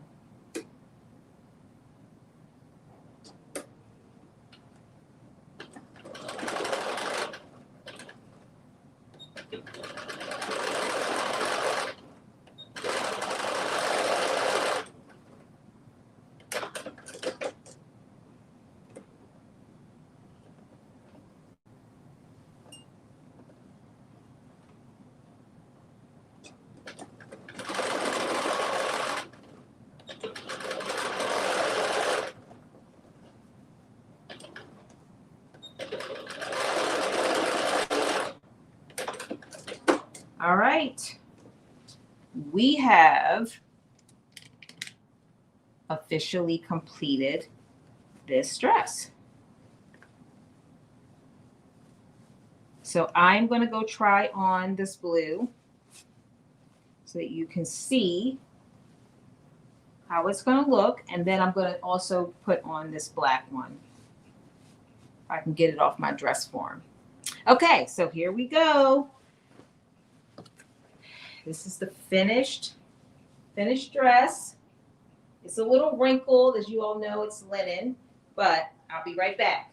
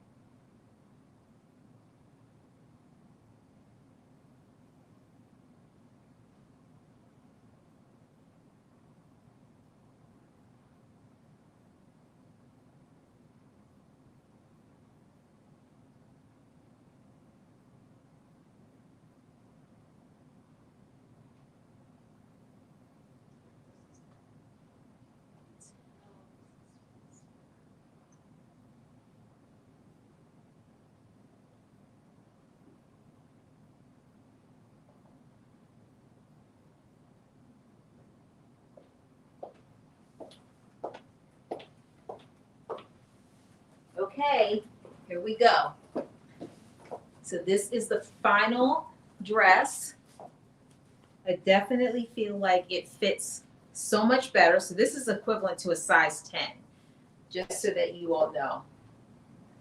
This is equivalent to a size 10. Here's the sleeves. So they are, big sleeves. So the sleeves are, I didn't reduce the size of the sleeve, so they might be a little bit smaller with the actual size 10 sleeve, because I cut this in a 14, and then after I put that dress on, I thought I have to go smaller. So it is meant to be an oversized dress, so it is big. I might also go back and put some pockets in, because I do feel like, pockets would be nice, but I like it. I definitely like it. I think that, because it is an oversized dress, I do think that if you were not wearing it to work, you probably could go above the knee, but I do plan to wear it to work. In those conference rooms, sometimes it is cold in there, and I feel like this will give me the warmth that I need. I'm going to wear some tights underneath. But yeah, I really like it. I think it fits really, really good. Let me just get up close so you can see the kind of pleats in it. And here is the sleeve. This is, again, one of several options. Thank you, Shishi. Yeah, so I went from a size 14 to a size 10. So just to tell you what I did. This is when I tried this one on, this black dress. I'm gonna try that on for you too. It is a 14, but I also went back and took the side seams out and took off an inch off of the front and the back bodice. So it is, it's smaller than a 14, smaller than it was.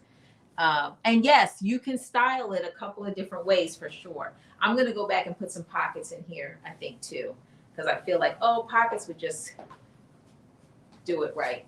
But yeah, I don't think I can go down any smaller than a size 10 and it still have the same oversized dress feel. But if you are looking for a tighter dress, you probably can go down a couple of sizes. But it's meant to be oversized, just so you know. So again, with the sleeves, this is one of several options. You have this elastic sleeve.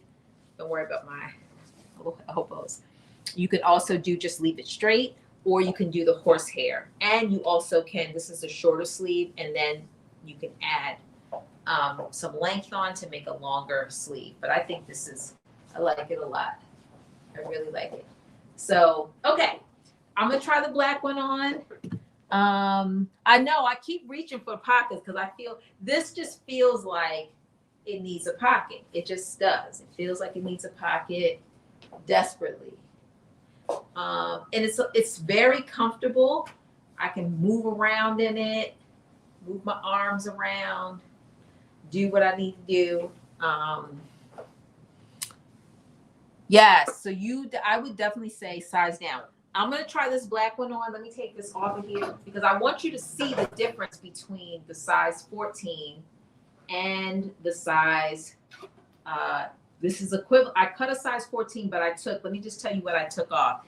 Thank you, thank you, thank you. So I took off because I started cutting it down before I constructed it. So I took off an inch of the center back. So before I put those two back pieces together, I took off an inch off of the center back of each side. I took an inch off of the outside of the front and the back. And then of course, 5/8 seam allowance. And then I also took an inch off of the shoulder. So this shoulder, as you can see, it's right here. I took an inch off of the shoulders on both sides. So so you could see right here, I'm going to do an understitch because you won't see this on the front because I understitched it on the black one. So that'll get rid of that little, and a good press will get rid of that. But yeah, so it is like equivalent to a size 10, I would say. But it's still, still oversized, which is what it's intended to be. It's an oversized dress. So now let me put this one on so you can see how it is different. It is definitely different in terms of its fit. It's different. Yeah, okay. So let me put this one on so you can see it. Because I want you to see both dresses just so you can have an idea. Because it's really about preference at this point. Okay, I'll be right back.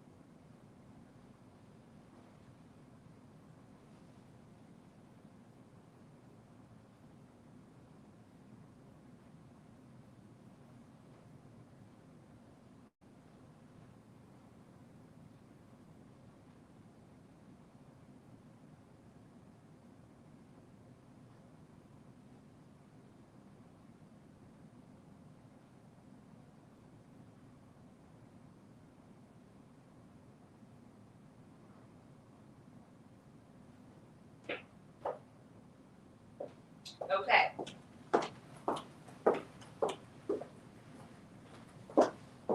So this is the size 14 black version. So again, it's a corduroy, so it's a little bit of a different fabric. It definitely has, I think, a much more dramatic effect in the sleeves, but it's a lot more space. And this is after I took an inch off of the right and left side, because I didn't take apart the center seam because the zipper is there. But this is the black, and you can see how the black, remember I told you how I did the understitching? So you don't see really any of that fabric peek out because I understitched it all. But this is the corduroy. Yes, it's bigger, and I still do like it. To your point, Shishi, I like it a lot still, but it's bigger. And I love the corduroy. I'm going to tell you, like, I loved it. I loved it a lot more than I thought I would. This might have been a good one to do the horsehair with. I'm not going to, but I think it does look, I don't know if you can, I can feel the difference. The other thing is too, like I mentioned earlier, I used probably a 15-inch zipper in this, so I cannot step into it. I have to put it over my head. But in this blue one, I use a 24-inch zipper, and it's like step in, step out. So I like that effect more. So I would definitely encourage the longer zipper so you can step in and step out. But I like them both. This is definitely nice. This fabric also feels really good on me. So you say you like the sleeves like this. Yeah. But can you see how it comes down, how it's much longer on my, I don't know if you can see it, but I can tell like it's not on my shoulder. So I feel like I might just take an inch off so that the sleeve is much more sitting on my shoulder a little bit more. As opposed, you say you like the sleeves just like this. Okay. Okay.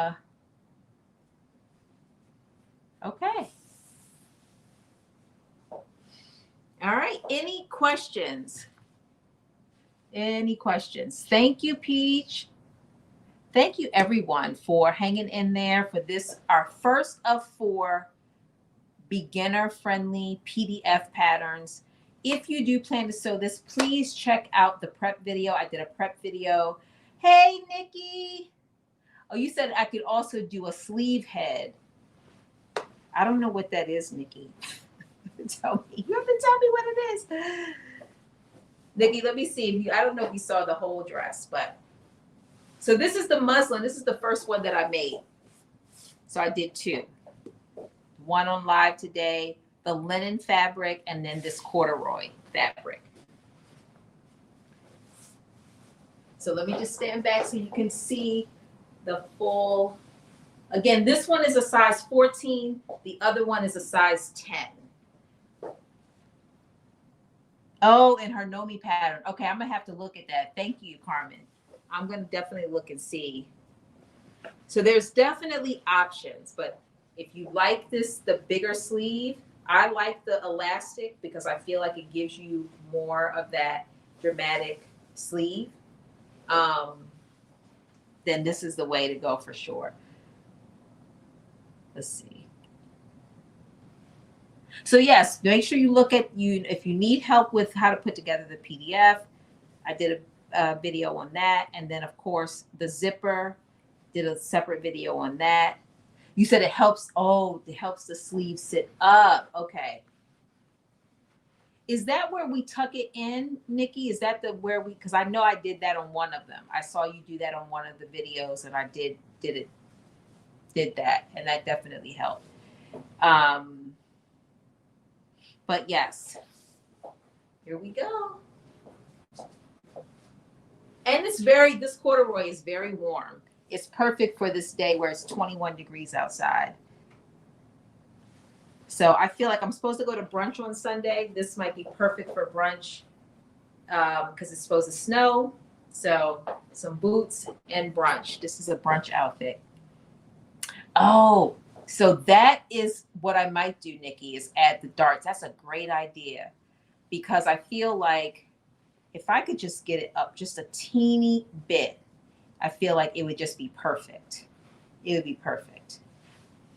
Getting those shoulders up just a little bit. I think that would just be exactly what I need. So I might do the darts. I might actually do the darts. Thank you, Teresa. Thank you. I like them both. They have a little bit of a different fit, but I do like them both. I love the linen look, and I definitely love this corduroy. It looks so much better than I thought. I was nervous about the corduroy because it's just so much thicker and it's not, it's corduroy, but I love it. And I actually have a white corduroy, so I don't know. We'll see. Let's see. He says, yes, upholstery is really, so you know what? I have so the other dress that I made of Nikki's pattern, I use jacquard fabric. It was great. So do I normally wear a size 14? So I selected size, yes. So for the most part, I do normally wear, it depends on the fabric, but I'm normally about a size 14. So My measurements are 39, 33 and a half waist and 42 hips. So 39 bust, 33 and a half waist, and 42 hips. And so with that, I typically do wear between a 12, I typically wear a 14. If it's knit, I'll size down to a 12. But because this dress is oversized, it's hard to look at the, there's a recommended pattern size. I mean, recommended size based on your measurements, but the waist and the hip size don't correlate to your body measurements. They correlate to like, how the dress is going to fit on you. So I use the bust measurement, which is 39 inches, and that's what I am, to pick the size. So to me, it's really about preference. How big do you like it? How much room do you like in the oversized dress? And so that's what made me size down a little bit, because I'm like, I like the oversized look, but I want a little bit less of the oversized. So I sized down. And like I said, I showed you what I just did, which is the equivalent of the size 10, and it fit great. It was perfect. I think it was more, so again, at that point, it's about preference, because both of, as you saw both of them fit. This is the size 14, it fit. The size 10, it fit. And you, from your perspective, I feel like you might not be able to tell much of the difference. I don't know. You have to tell me if you could tell a little bit of a difference. Other than the shoulders, I feel like the shoulders are definitely more up, on me. But other than that, I don't know that you could really tell the difference. Oh yes, thank you, Nikki. Because I do like this oversized. I feel like so this is the dress. And then I feel like just another inch would make it perfect for my size, which is how I feel like that 10. But I do like both. I do like it. Don't get me wrong. And I love it, so I love the knee length. So I'm also like, when my dresses are oversized, I like them really short. But like I said, because I plan to wear this to work, I don't want to wear anything above the knee. And so this is perfect because it sits right at the knee, which I think is great. And I have some cute little tights. They're not little, but some cute tights that they're like fabric-y tights and have a nice little design on them. So you said, oh, it's the green dress. Okay. Okay. I'm going to definitely take a look at that, because I definitely like it for sure. And my linen one, I like too. So Nikki, I don't know if you saw the linen one, but I will take pictures tomorrow and put them on so you'll see all of them. Trying to move the space in between her neck and her shoulder. Let's see. Oh, okay. So can I try? Yeah, I'll be right back. Let me put on some heels.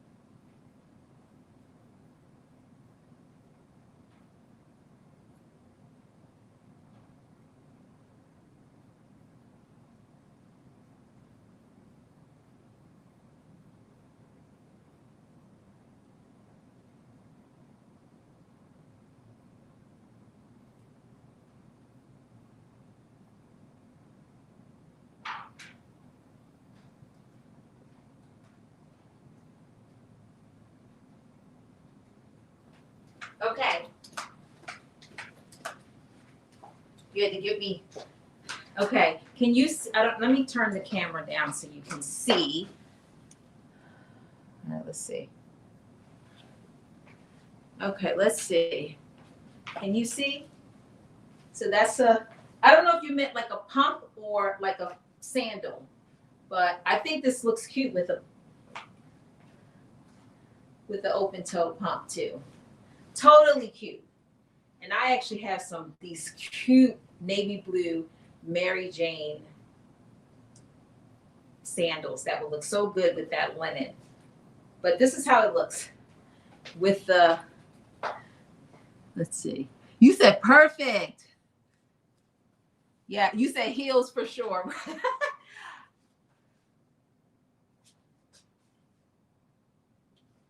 Yeah, I do like it with the heels. It definitely adds like a little spiciness to it for sure.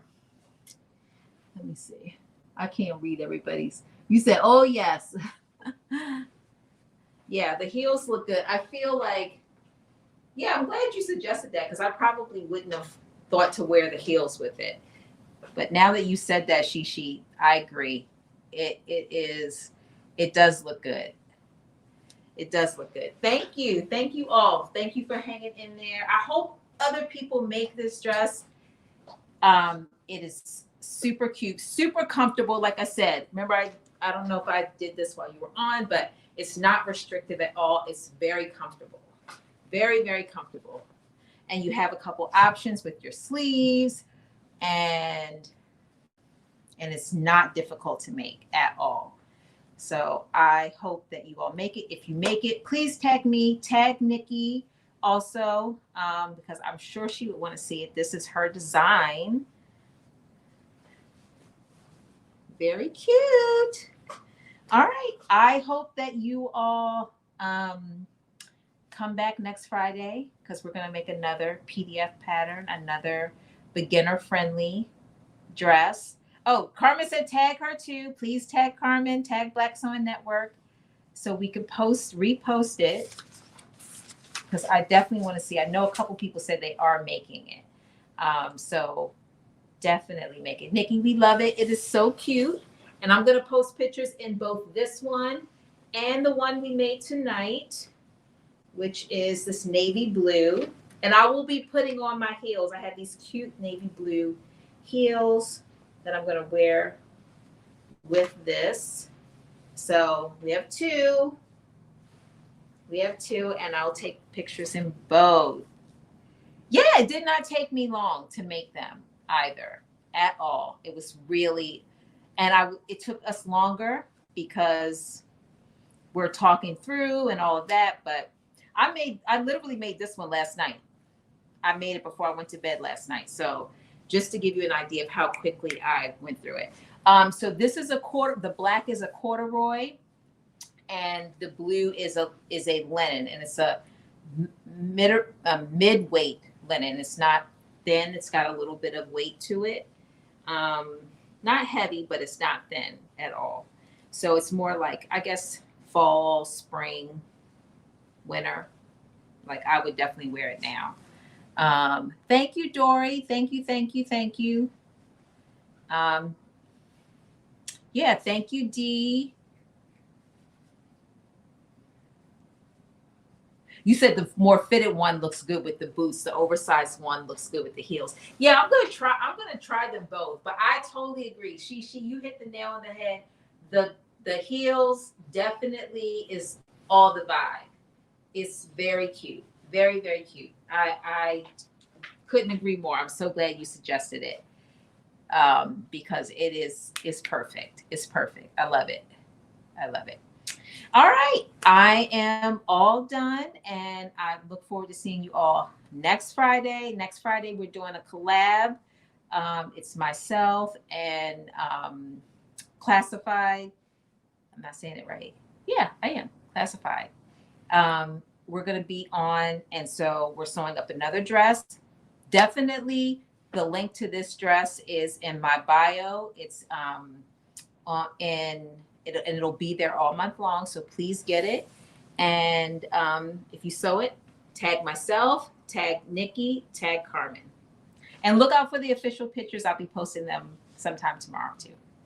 Thank you. Thank you, Shishi. Thank you for the likes. Thank you for the gifts. Oh, I love, thank you. You just blowing me up. Thank you. Thank you everyone for joining. Hi, Jacqueline. And I will see you all. Said, do I make patterns from scratch? No, I don't. Not yet, but I will. I will make one. I'm taking the Pattern Making Academy class right now, and I will be making one or more, but let's start with one. Good night, Miss Tata. Good night, everyone, and I will see you all next week. No, not the corset class. So I'm just doing the basic, well, I don't know if it's basic, but the entire Pattern Making Academy class. So not the corset class. I don't know if they have a separate one, but it basically walks us from beginning to end on how to make a pattern. It's Mimi G and Trish. Good night, Brooklyn. Thank you for joining. Thank you everyone for joining. Thank you all my Instagram and TikTok and Facebook and YouTube family. I appreciate you all. Thank you. Good night.